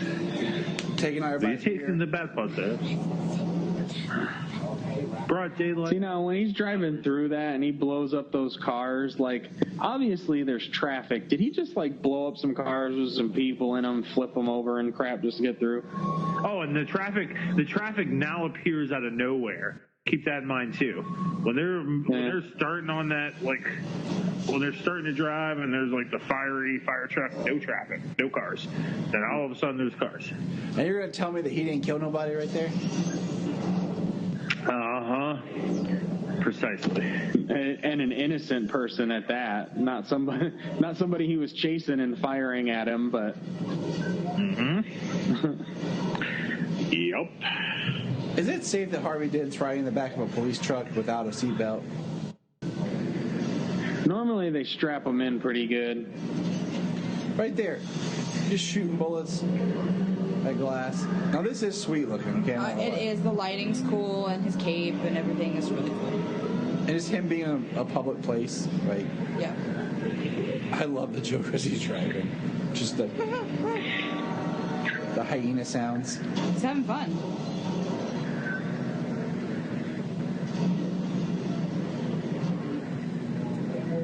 It's pretty cool. Yeah.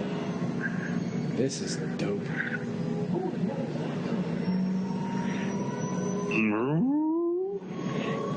Oh, you want to play? Come on.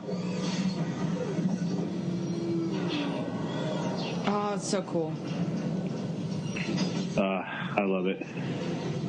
It's pretty awesome that they actually flipped that truck. I know. Yep. And I also love how he drives up the wall and then flips it around. That's cool. Yeah, that's pretty awesome. You know, but just looking at movies and stuff, like this movie I love because it's so real. Like the absence of CG. Is he acting in that? Yep. Nobody. And then we have, like, if you look at where movies go, I thought Man of Steel was a completely nice blend of the two. Right. But then I feel like when we get to BVS, we're going back into almost all CG again, like to where we're getting completely saturated and away from the realness.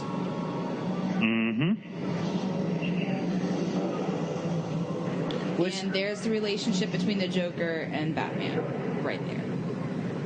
Love it. He antagonizes him. He wants him to do these terrible things, and Batman does it. See, Genie gets it. Why don't you guys? Hey, I'm all for Superman ripping his heart out, so. I'm not. Joker's awesome. Yeah, I'm cool. That's oh, come on. Just give me a minute. Love it. And there's Gordon. There's the other thing that drives me nuts. Who the heck was in on this Gordon thing? Like, they never really go into who was in on it. It has to be the one cop. Like, the one cop who checked his pulse. Because Harvey didn't even realize it, and neither did Bruce. So Harvey is being good or bad? Harvey's good. He's good right now. Still. Well, Bruce wasn't even there. Harvey kind of got, like, escorted away as the shooting started. There's Ramirez. I always thought that the zoom in on Ramirez, like, yep, like she's dirty. Yep, something's going on. Like they're not focusing on her for no reason. God, I love this. I do love that.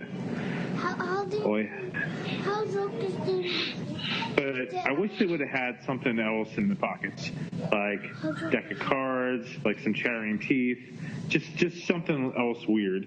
But they're going for realism, so I understand like the 14 knives or however many it is.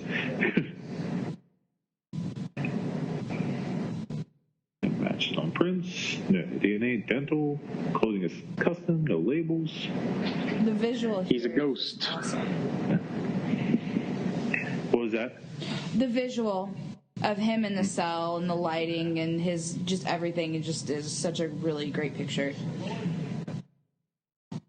There you go. Nolan really knows his camera angles and lighting. I gotta say, Well, Nolan but is see, really. that goes back to Wally Pfizer, who was Nolan's cinematographer for like everything. Now we have a color Oh, change. I do. I like how that was ad-lib, by the way. Like him clapping when he was announced commissioner. He just did that on his own. That was not in the script. I love that. I love this. The subtleties in his smile and his eyes as he looks at the guy in the cell with him. But yeah, cinematographer. Yeah, heck of a job. There's such an interesting relationship between a cinematographer and a director. But You're right. did Daddy save you? It makes me wonder how much little Jimmy there knew. Did Batman save you? Actually, this time he saved me. Oh, I saved him. Never mind. Yeah. I don't know the rules. Why is Well, Gordon a kid would just be happy to see their dad, you know. For a day, they probably thought that he was dead. I mean, his wife didn't even know. But my thing is, I go Smacked to him. work, and I come home from work, and my kids are excited to see me, and they know I just went to work. Okay, so this scene right here, Heath Ledger is worked on ventriloquism to like try to practice like throwing his voice, because his voice is different here. Yep. And it's been pointed out, like, each person that he interacts with, he slightly changes his voice. And it's You're right. If you listen and you watch, like, his inflection and his way he talks changes with the people he interacts with. This interrogation scene and the mob scene are the two best scenes of his in the entire movie. Yes. You're damn right. Well, I just love the fact that Batman's already in there, and we don't know how. What's the time? Let's see. What's the time? Well, depending on the time. And this is the most. He may be in one spot or seven. This is the most clean we ever see the Joker's face as the Joker. You know, not the guard scene, but like where the makeups come off to a reasonable amount.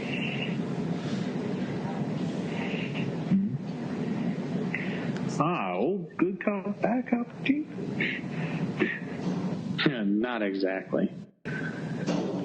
And it's so interesting, Batman in such bright light.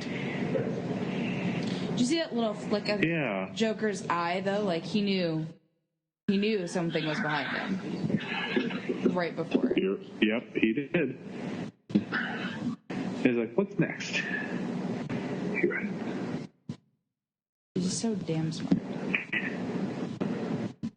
What's funny is with the lights off, he looks more like Heath Ledger. With the lights on, he looks less like Heath Ledger. Yeah. Oh gosh, yeah. I don't know. Have you guys ever seen the script to screen little video of this, where they like show the clip above and then they have the script rolling below it? No. No. You should check it out.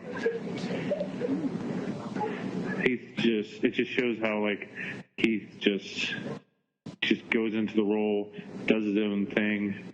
You know, it's good.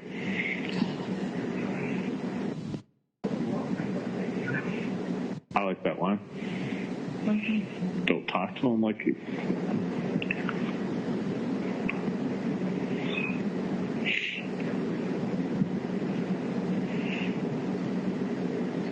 Like a leper.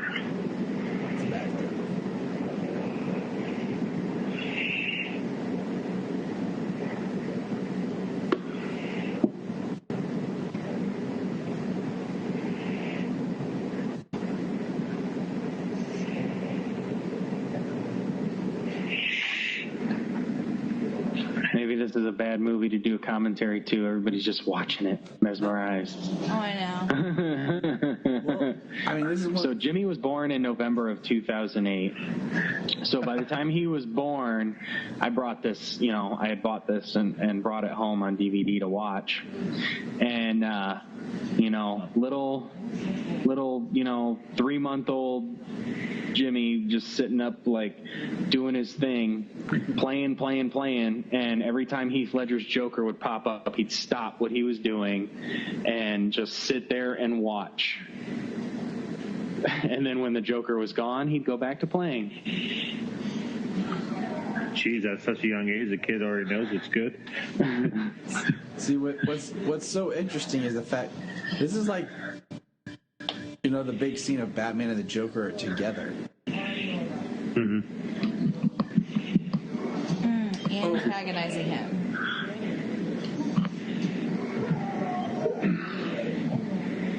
That's funny because he knows he won't do anything to him. He beat me. He's just a masochist. And I love how he just starts laughing there. He's like, "This is so great. I got you." You have nothing to threaten me with. That's right.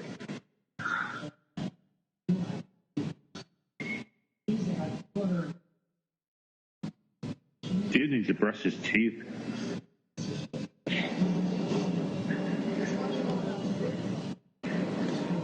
$250 seconds. Look at all the twos that are in there. It's like a palindrome. Like 252, and then that's where Two-Face is born. Oh, gosh, man, I feel stupid. I never even noticed that. It's stuff you notice more when you watch stuff with caption on.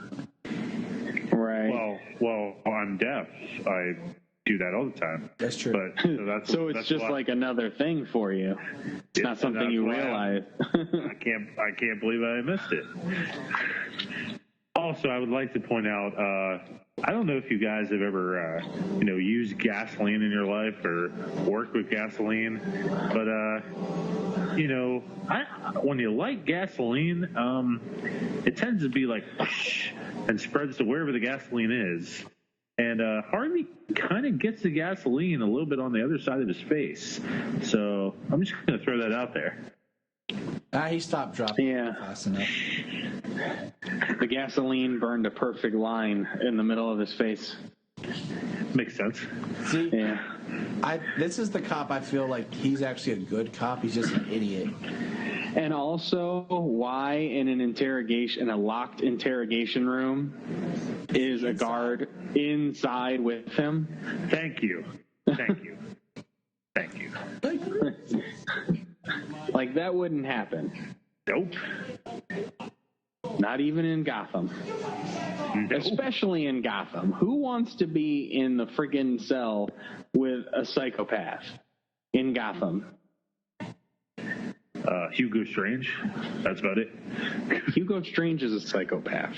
Exactly. I know. Just because he's a highly educated one. Technically, Batman's a psychopath. Yeah. Touche. You put two psychopaths in a room and, you have broken glass and... Oh, God. Well, buddy. Harvey. Ugh. And what the heck was Harvey trying to do there? He was just trying to move his chair. Now he wanted to lick some gas. He was thirsty. Probably woke up from like chloroform, mouth tasted like pennies. Wash it out with some gasoline.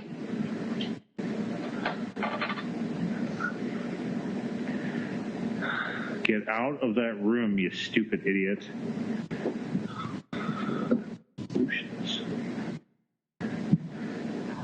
Don't say that. God, he's so smart. What? Don't say that. I just keep saying that. Like, he's just so smart. He knows exactly what he's doing. Don't say that, Jay. I would play an excellent Joker. Don't say what.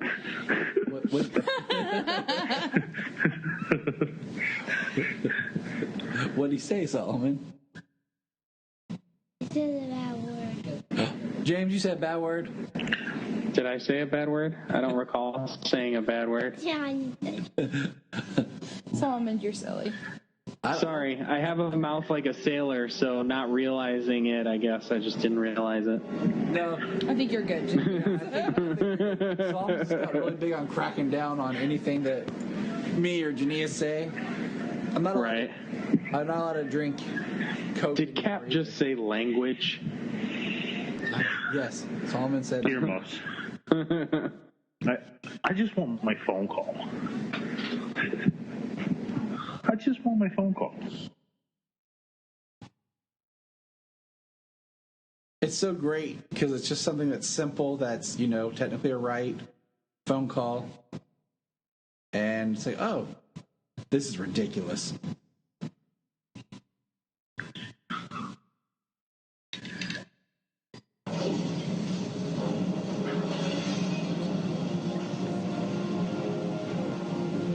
And he's just standing there like, ta-da!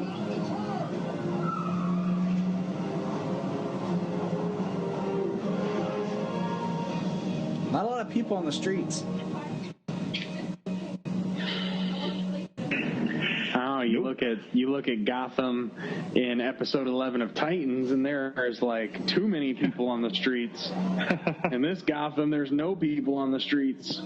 Well, it is dark at Gotham. Like everybody's like, quick, get in the house. Well, I didn't realize from the time of Batman Begins till this point that Bruce had already cured the homeless population in Gotham. Like, it's almost like you said, it's almost like a city. Yeah, he's going after the mob. He cures homelessness. Like, a lot can happen when he's actually present doing something in Gotham. Right.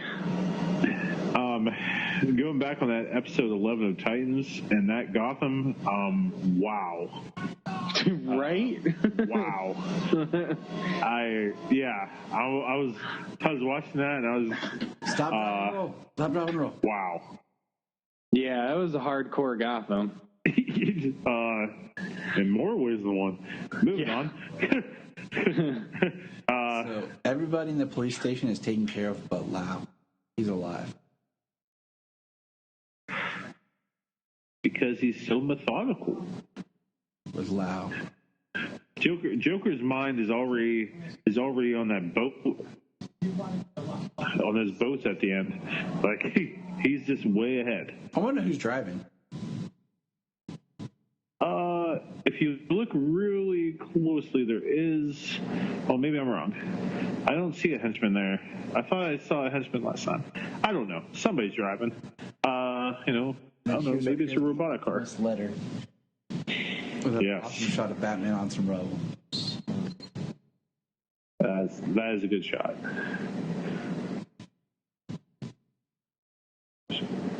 What happened to Harvey, Daddy? He got gas. Burned his face, which is going to make him Two-Face. Now, I remember watching this movie in the theater that night, and like once I saw Harvey, because I tried to not follow much of what was going on with this movie because I didn't want to be spoiled or anything. Like, I had no idea Harvey was in this movie when I first saw it. I just knew the Joker was going to be in it, and the whole time I'm sitting there, I'm like, are they going to do it? Are they going to do it? Oh, Two-Face will probably be in the third one then. And then when they did it in this one, I was impressed. I was glad they did. They found a natural way of including him, but I wasn't sure if they would go full Two-Face or what. Yeah. So, two things. One, Batman has always had a rule of not wearing the suit in the public area, the home space outside of the cave and stuff. And two, like, coming up here when he knows he feels this guilt over Rachel, but like burning the note, like he's a billionaire with all of these places. He could have, held on to this note, and within the 8 years, he could have at least alleviated his guilt to a degree by, like actually letting him know what she was thinking before she died,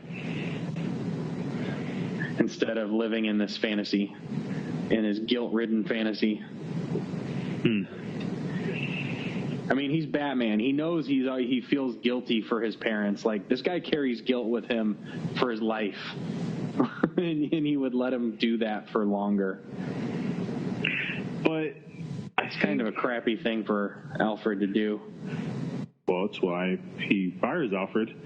But I don't know. I think Alfred was just thinking, like, you know, he's suffering. Like, Gotham needs him, and if I tell him that Rachel was just done with him, it might break him right now. Like, I'm not sure what Alfred was really thinking. I mean, I could understand the guilt. You know, him being eaten up about the guilt right now of Rachel dying, but the fact that he burns the letter and just kind of like, you know, he gets rid of the evidence. Like, there's nothing he can do to absolve Bruce of what he feels after he gets rid of that, you know. So after he grieves, at least, you know, he'll always carry the guilt, but after he grieves, at least he could, you know, allow him to, like, what was she feeling before she died? Like, the last thing that he could possibly have known before she dies, and nope. He just takes it away from him. Yeah, okay, so what would have made some sense in this 8-year gap from this to the last movie is that one thing that always bothered me is that the way this movie ends is like, oh, you know, he's Batman, you know, he's gonna take these hits that other people can't take, and then you start Dark Knight Rises, and he's like, oh, okay, he quit like 8 years ago. Okay, that makes sense. But yeah, like he quit the night Harvey died. Like, right? Wasn't there still crime going on before the Harvey Dent the Harvey Dent Act was enacted and that kind of stuff? Sure was. Yeah. Like, so like, it would have made. I don't think. Good. I mean, they used a lot of great stories. They picked a lot of great parts and used them very efficiently for the most part. But there are still some decisions with this trilogy, mainly going into Rises, that I feel were not the best. I agree. Because it really detracted from that third movie, which was supposed, you know, it's the third one. It was supposed to be big and huge, and like coming off of this, people were like, could it be better? Like, but not expecting it to be better. But it's like, come on. Oh, I thought it was death effect. The plan. Oh, I thought it would at least wrap things up better. And I think that Nolan he had this solid plan, this solid idea of having Heath come back for the third one. And then when Heath passed away, Nolan, he just didn't know, he didn't have like a really solid plan B. And that's why Rises was just, it was just so off. And my thing is, with this, I felt like this movie was like, Batman Begins was just that, Begins. The whole was kind of bringing Batman to fruition. Then this movie comes out, like, this is our Batman movie. I feel like we're just getting started. We're just getting Batman going. And then we get it's like, okay, it's done. It's like, nope, not anymore. Like, that doesn't. Yeah. Like, I mean, I really wanted that redhead to be Ever Enigma. Can we just notice that Lau is still sitting on top of the money? Yep. Okay. The money is now burning, and Lau is sitting on top of the money. I missed that. Yep. Lau never got off the money. And if you listen, there's like a kind of scream in the background, but it's so faint.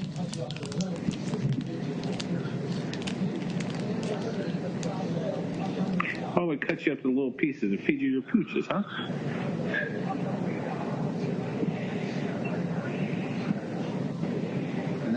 Everything burns.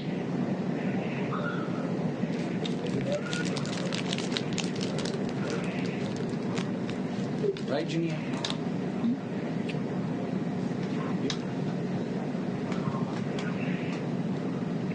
Everything burns.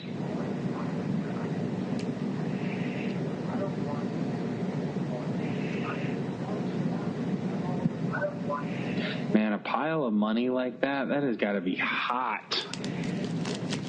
Yeah. Like that would burn very fast and very hot. Well, that's why you don't even see Lau. He gone. He gone, boy.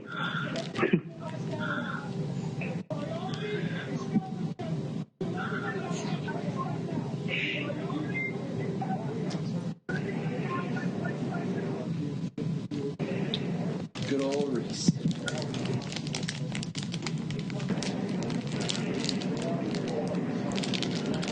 The bat pause there. Middle of the day, Alfred. Not very subtle.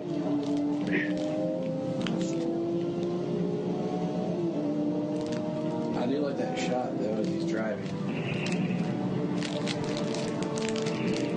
Me.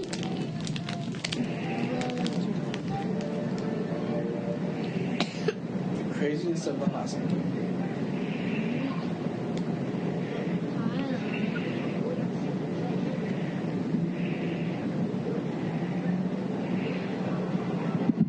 Yeah, an ordinary sentence would kill that man.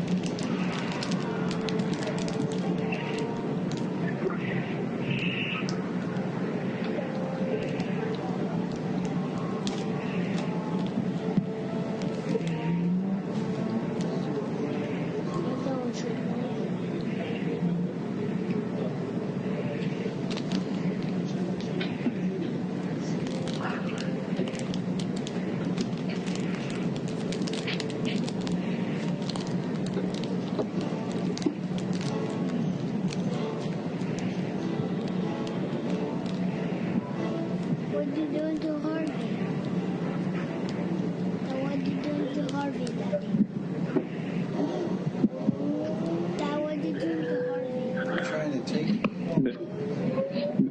They're evacuating the hospital. Say what? What was going to take him down there? Joker wants him.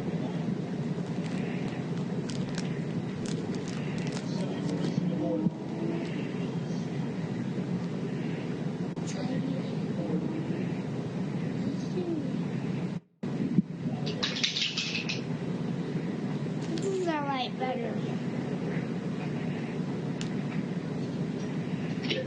Sadie and Spirit. Spirit from it.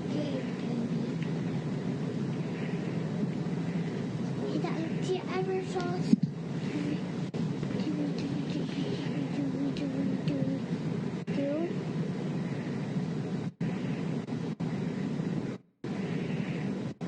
So, how do you guys feel about this CGI of Two-Face?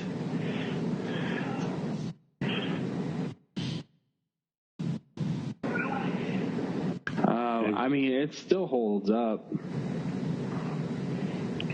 I thought it was done pretty dang well. I'm not a big CGI fan, but I thought it was done very well. Best looking Two-Face I've seen. A lot better than Tommy Lee Jones, that's for dang sure. Yeah, for sure. And how does Joker enter this hospital just wearing a mask over his face? Like, just whatever.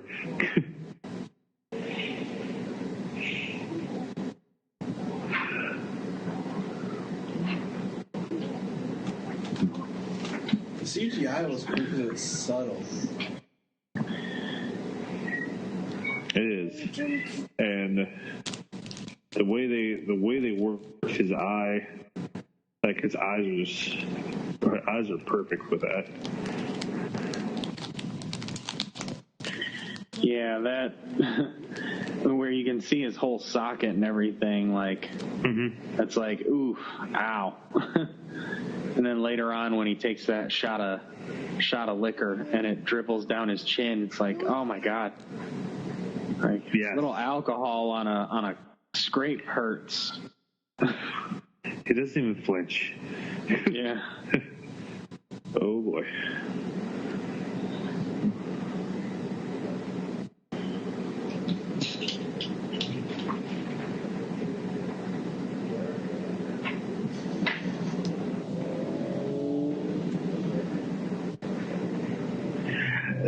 I just love how the Joker can say anything to anyone and get them to essentially do anything he wants them to do.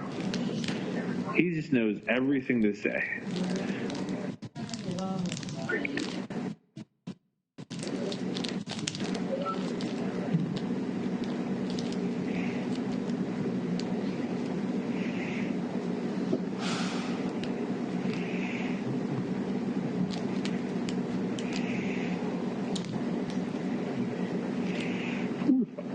Tomorrow I tell the press that, like, the Gainberry will get shot. The truck with his soldiers will blow up. It'll be blown up. Panics. It's all part of a plan.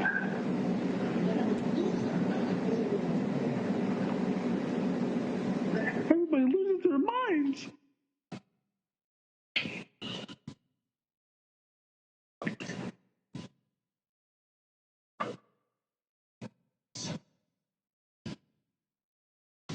So, what if Harvey would have shot him in the head? Well, in some scenes it looks like his hand is on the hammer. But What's that? I'm thinking blanks. Or if Harvey shoots him because he still wins, that Harvey murdered and it ruins his image. Mm-hmm. Because like right here, he's got his hand down on the hammer. Yeah, so even if he pulled the trigger, it wouldn't strike. It makes you wonder what he loaded it with. Oh, no. That's a good point. I never noticed that before. I'm sad. So apparently my DVD has been worn pretty good. It's skipping. Oh, no. What? Well, I've watched it a lot. Can't say I blame you.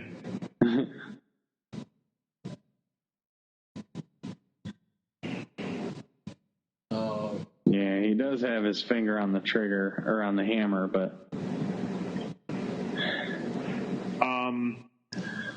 I think that might have been the first time that Gordon might have suspected Bruce. So when Bruce crashes in that van, I think that might have been when Gordon's like, something's going on with this Wayne guy. Oh, James, poor guy. What do you Lamborghini got smashed. Oh, okay. Okay. Yeah, I'm on the Joker walking out of the hospital right now. That's where I'm at, and wondering why this last explosion didn't happen.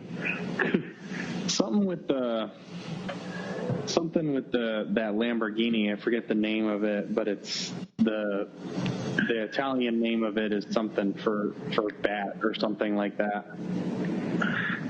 Oh, gosh.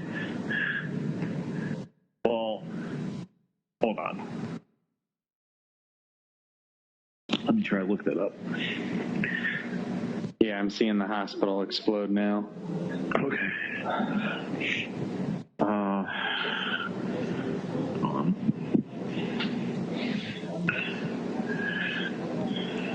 Okay, Italian word for bat is the Italian word for bat is I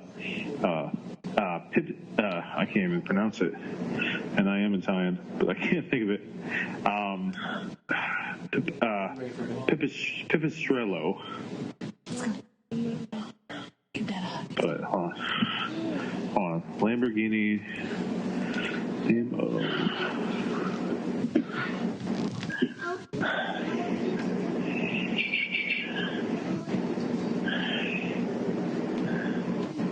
Oh, no, it's. I don't even know how to say it. Yeah, Murcielago. It's Spanish, which means bat in Spanish. That's it. Yes. Even though the Lamborghini is definitely an Italian car. But you're right. Murcielago.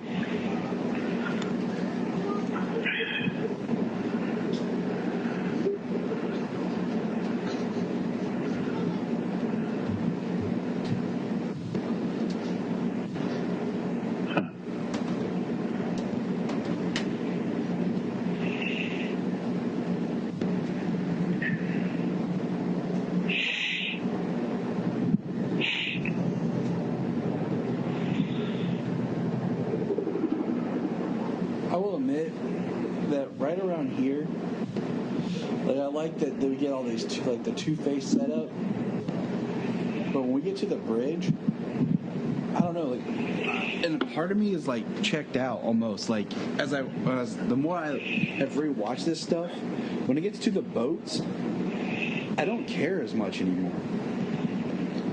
Like I could almost cut the boats and enjoy the movie. So you're saying you just cut the whole boat scene out? Well, I'm just saying, like, I feel like it starts to drag on just a little bit. Like, everything's really tight and really great, and then when we get to the boats, I feel like it just kind of, it drags a little bit. You know what?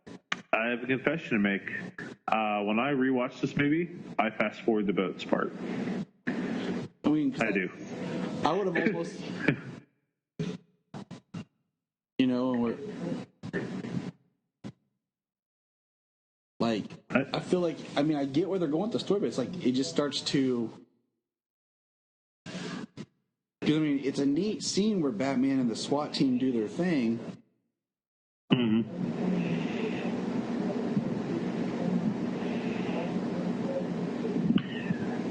Well, you know, I mean, it's quite a different kind of thing. You know, the story's been really succinct and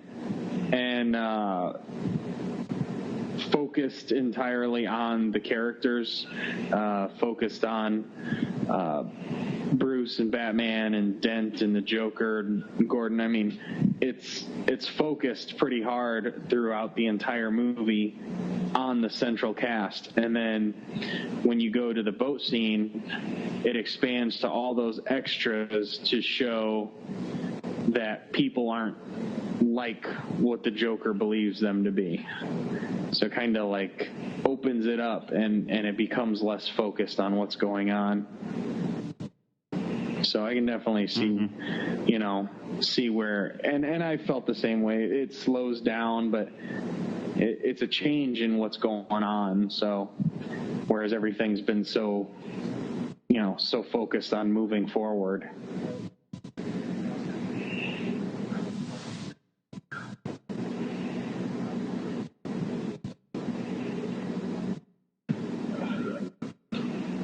So, like, we just have this right here with, you know, him and the mayor discussing what the Joker's going to do, and it's like, Harvey's missing. I don't know, it just feels like, in some ways you could have, it almost like when the Joker gets out of the MCU and all that, it's like that could have been an end to a movie, and then we have more to go, which is surprising. And it's good. It's just there's certain things I'm like, man.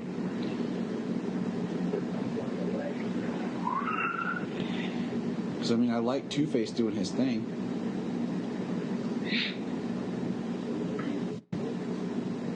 Yeah, for the fact of him not being the typical Two-Face of having like a psychotic break and split personalities and that kind of stuff moving forward, like the fact that he embraces the idea of chance, you know, to deal with these criminals, especially the ones involved in killing Rachel. Oh, I never even noticed that, but Dent grabs up the guy just as the camera pans over. Like you barely see it happen. It's the first time I'd ever seen that before.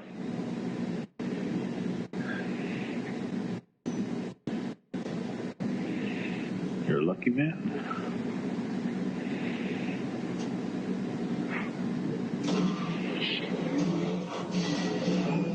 But yeah, not having him become this crime boss, just dealing with people in his own way now.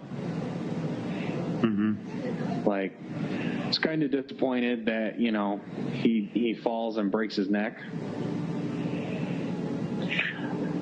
But yeah, touche, Two-Face. Yeah, I kind of want to skip the boat scene, but I understand. I just feel like it just slows down a lot of the, I don't know, like what we've been building up to.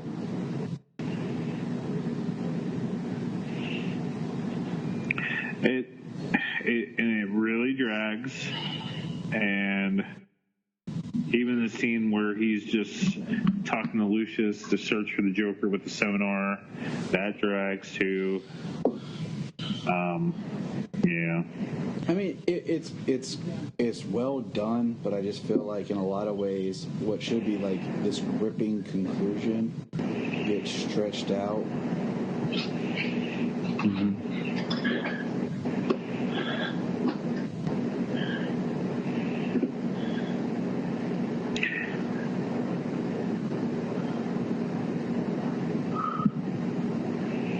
I mean, there's a lot of stuff in there you're just kind of like, nobody saw the barrels till now. Like, I don't know. No, I hear you. What if they would have done something like had all the dirty cops that Harvey would want to kill in a building, and the Joker was just like at the top of the building, like taunting Harvey, and Harvey was just going and killing these officers one by one, and then that was your final type thing? And there's a line we're going to get to. I don't know. There's a line we're going to get to later. Yeah. At the end of this movie that I still just don't feel like, I don't know, it doesn't work for me, and we'll figure it out. But. Oh no, I like figuring stuff out, and I also love as much as I love this movie, I love that I can nitpick it.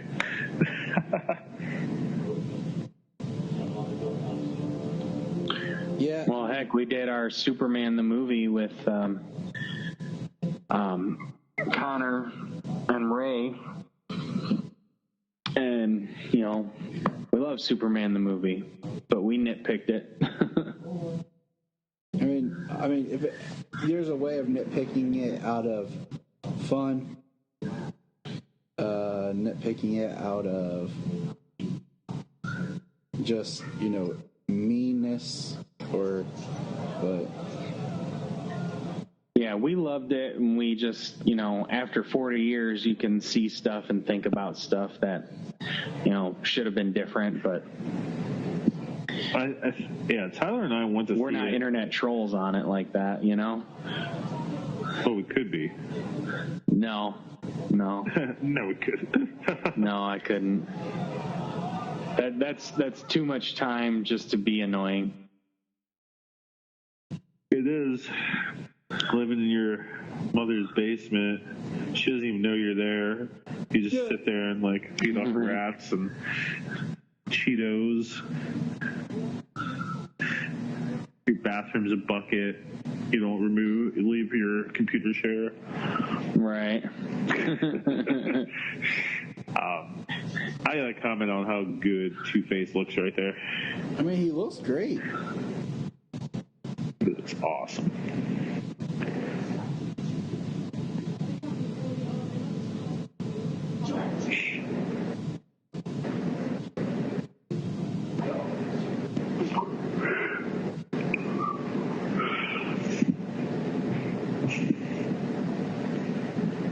Harvey doesn't even care about hitting women anymore, man.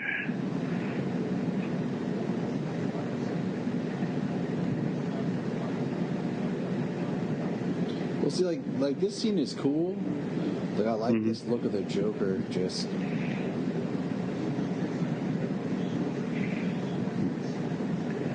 and over his talks chaos. about like they've been doing this for a long time. Like with the Joker, it never is.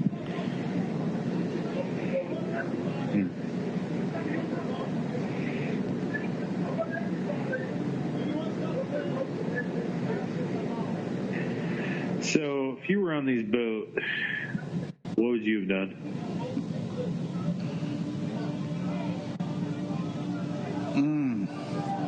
Jumped off the boat and started swimming. Yep. Yep.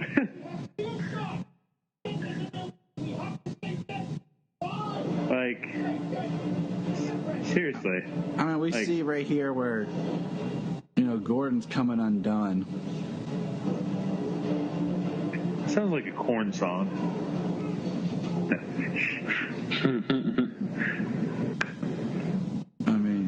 This was easily like, oh yeah, I could see why.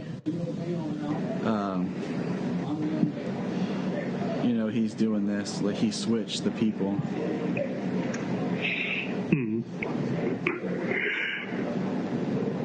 Well, I can't stop yawning. I apologize. It's getting late. Yeah. Yeah.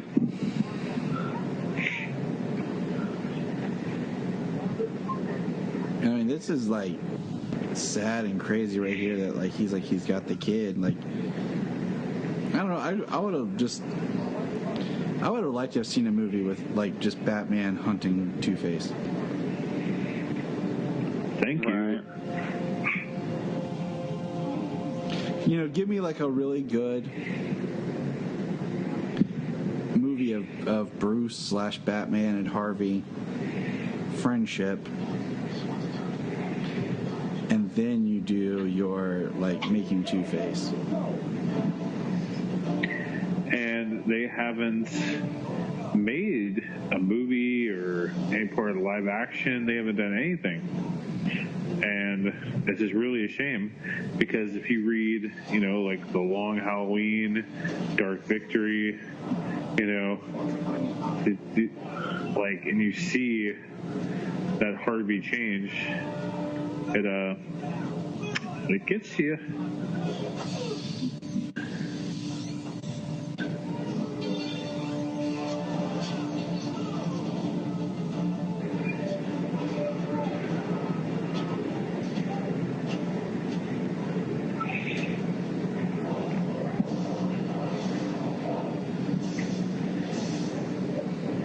The music's great.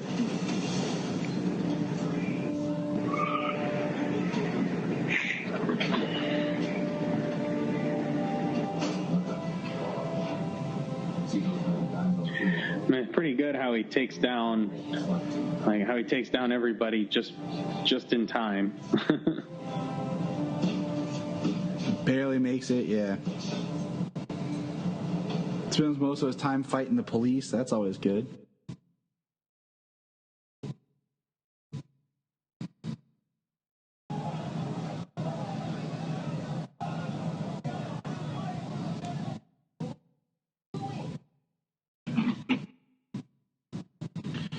We're still here. Means they haven't made, and then all of a sudden he just blows up. I mean, like I said, I like it. But the more you watch the movie, after a while, you're like, man.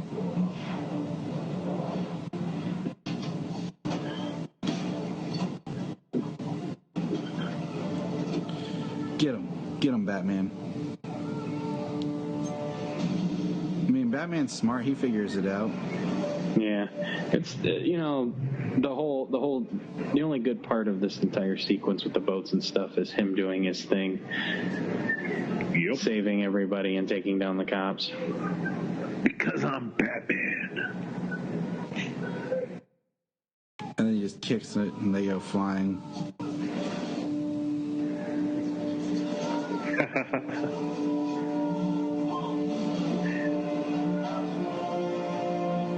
Like a barrel of monkeys. I never thought about that till just now.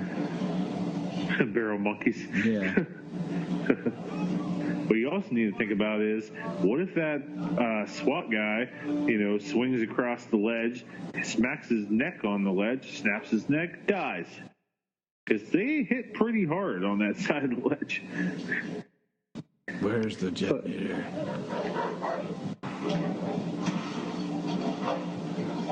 In this movie, it's where's the detonator. The next one, it's where's the trigger.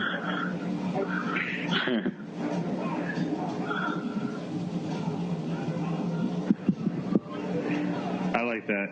I like when Joker just flips out at him and starts beating him while the dog's attacking him. Love it. Well, I mean, every time the Joker engages him, it's always he has the upper hand because something else that happens. True. Why does this guy look so familiar? He was in Friday, wasn't he? Yeah. Tiny. His name's Tiny. Yeah, I think you're right. Yeah. Sometimes I have to reevaluate people's names because I can't always remember them like I used to.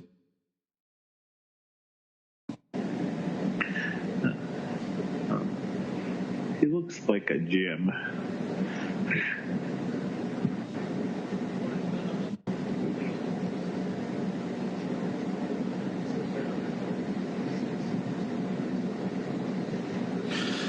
I mean, this guy has a point. But you want to be good people, but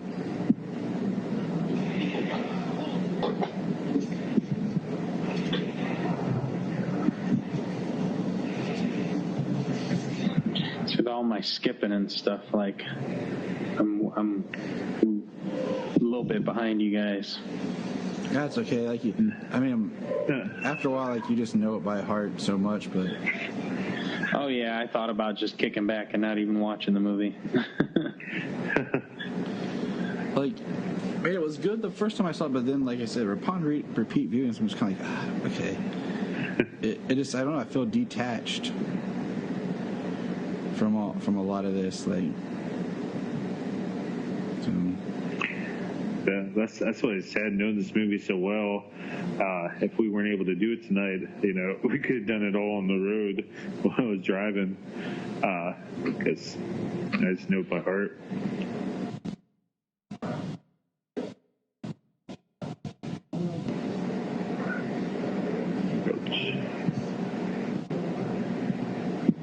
And here we go.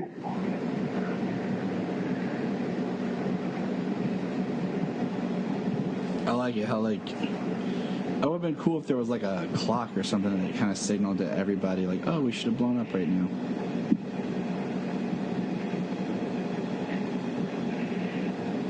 Well, didn't he say midnight? Everybody's looking for midnight? Yeah.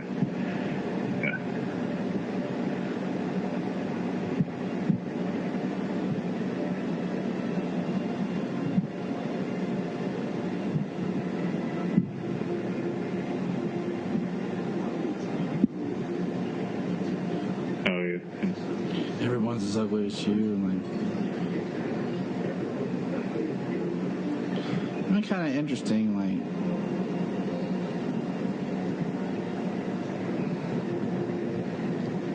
yes.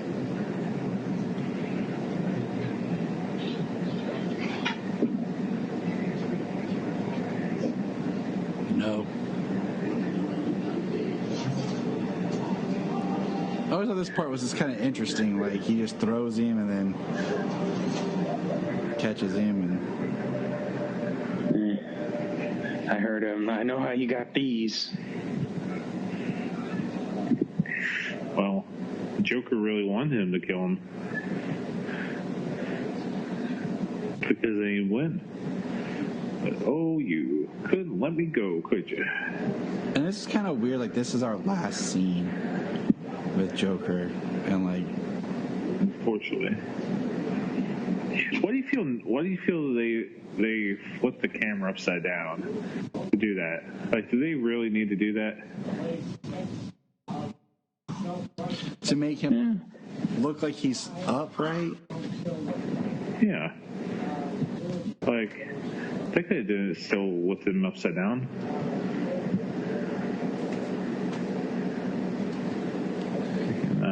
I think you and I are destined to do this forever.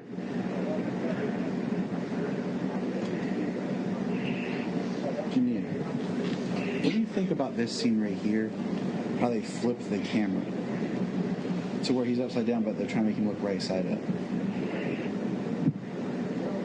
That's what we're discussing. Huh. It's trippy. Right. Like, do you think they were trying to make it look like, they're looking at each other like eye to eye, and that's why he flipped it? Because I just think it's completely unnecessary. It is. I've never really thought about it, Bryan, until you just brought this up just now. That's probably just to prove some point of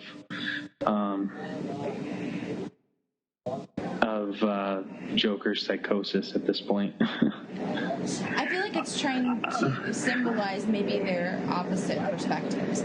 I mean, you know what I mean? Like, it's just kind of showing how very different they are. I don't know. And it just... Well, then why wouldn't you keep the camera upside down like that then? Like, why flip it so that it somewhat appears that they're eye to eye? Or is it them trying to show that they're on the same level? It's just two sides of the coin. Like, I don't know. I've always found that weird. I don't know. The shot I feel like it's missing is like a wide shot where you can see him upside down, see Batman here, and them looking at each other like that. Yeah. All right, so this is where we have like our big Two-Face moment. And it was worth it. See, I mean, I get this where he's like...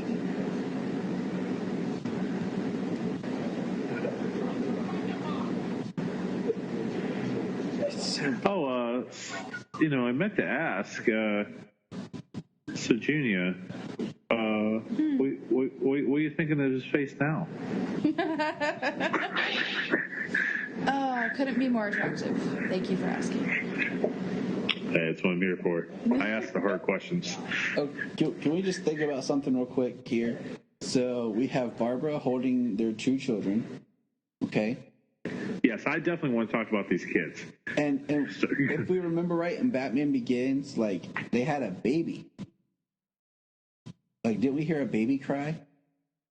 I don't remember. Yeah, I can't recall. I don't recall.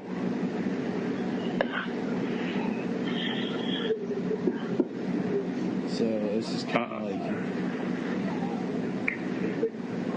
I just assumed one of the kids is, Barbara Jr. or whatever you want to call her. So, like, and then one's, of course, James, dude. I get where he kind of snaps, but, like, I don't know, putting the kid in danger, because he says he's got to punish Gordon, but at the same time, like...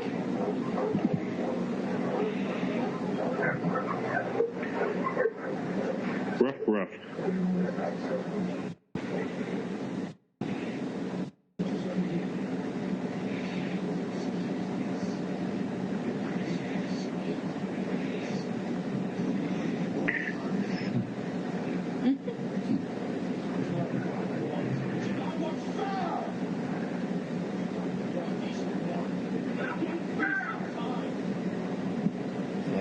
We could be decent men in an indecent time.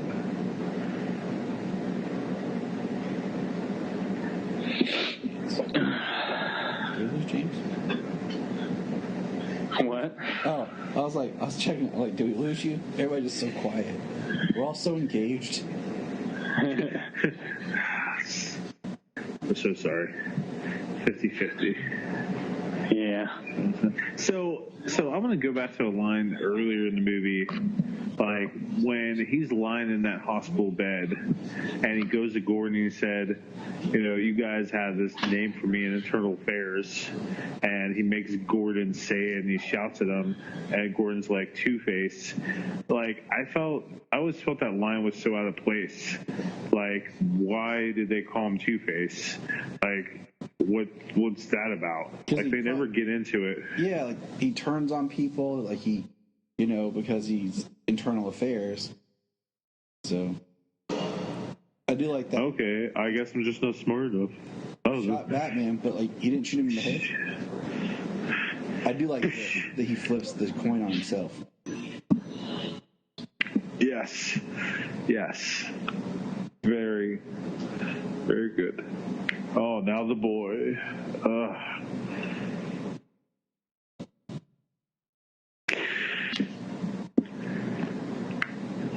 Don't punish the boy.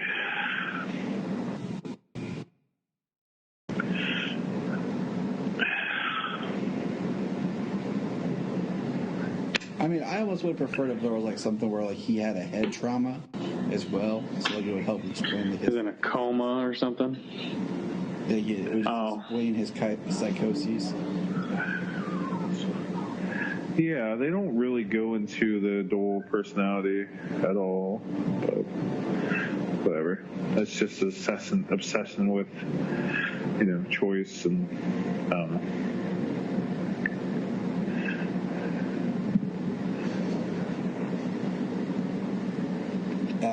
And that's how Batman jacks up his knee. Man.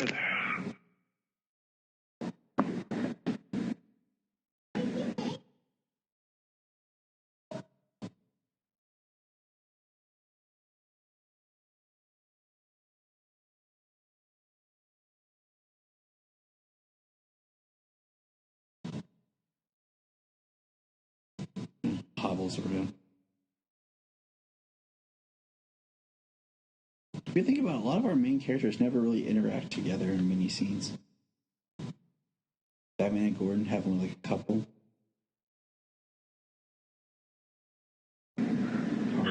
Harvey's done. Batman and the Joker have like 2.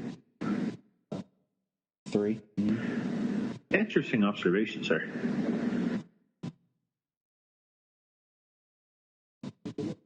I like how he just looks like pitch black with eyes in the mouth. Right. I am vengeance. I am the night.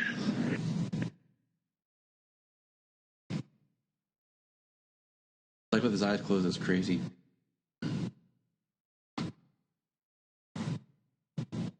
Even in this 4K, all I see is this white mouth, this white dude mouth with black ears. It's like that meme. Like, this is why Batman does his crime fighting at night, and his mouth is tan in the window, and the rest of his face is white.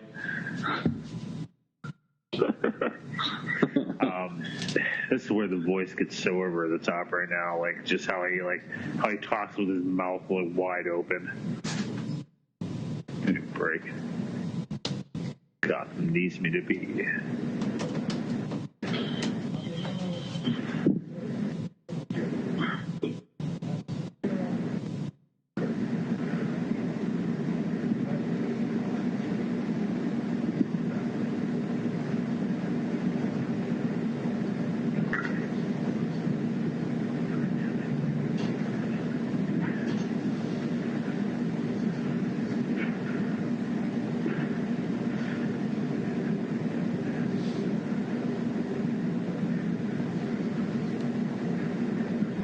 The letter. Because some men just want to watch the world burn. See what I did there? I see what you did there, yeah. Bow ties are cool. Batman should wear a bow tie. Morgan Freeman can make bow ties look cool. I could too.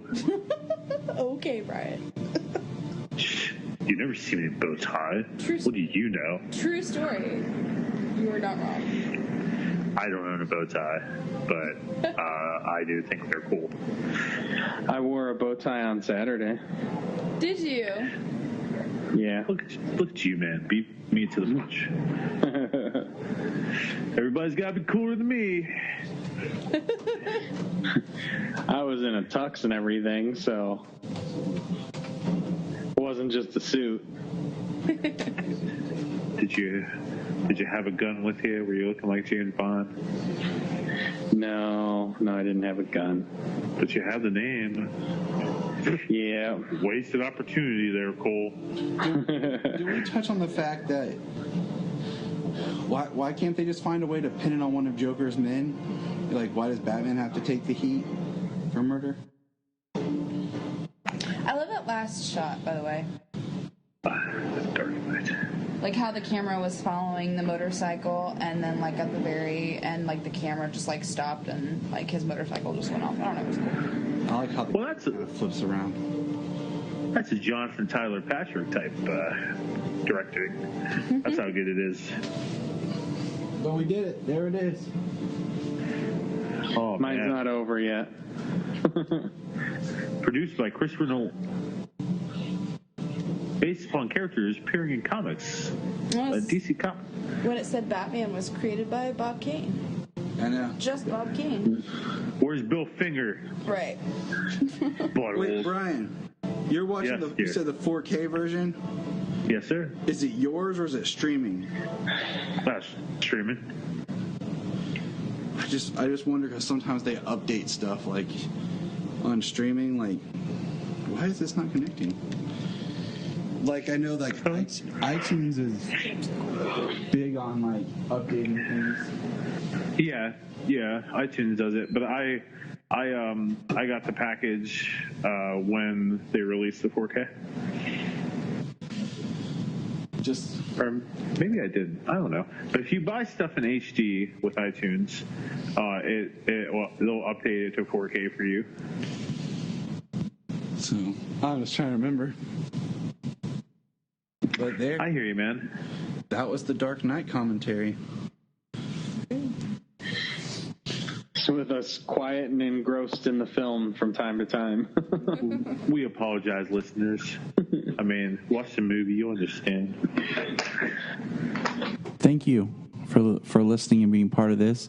We enjoy doing this. I know it's a little rough sometimes. And join us next time when we do Suicide Squad.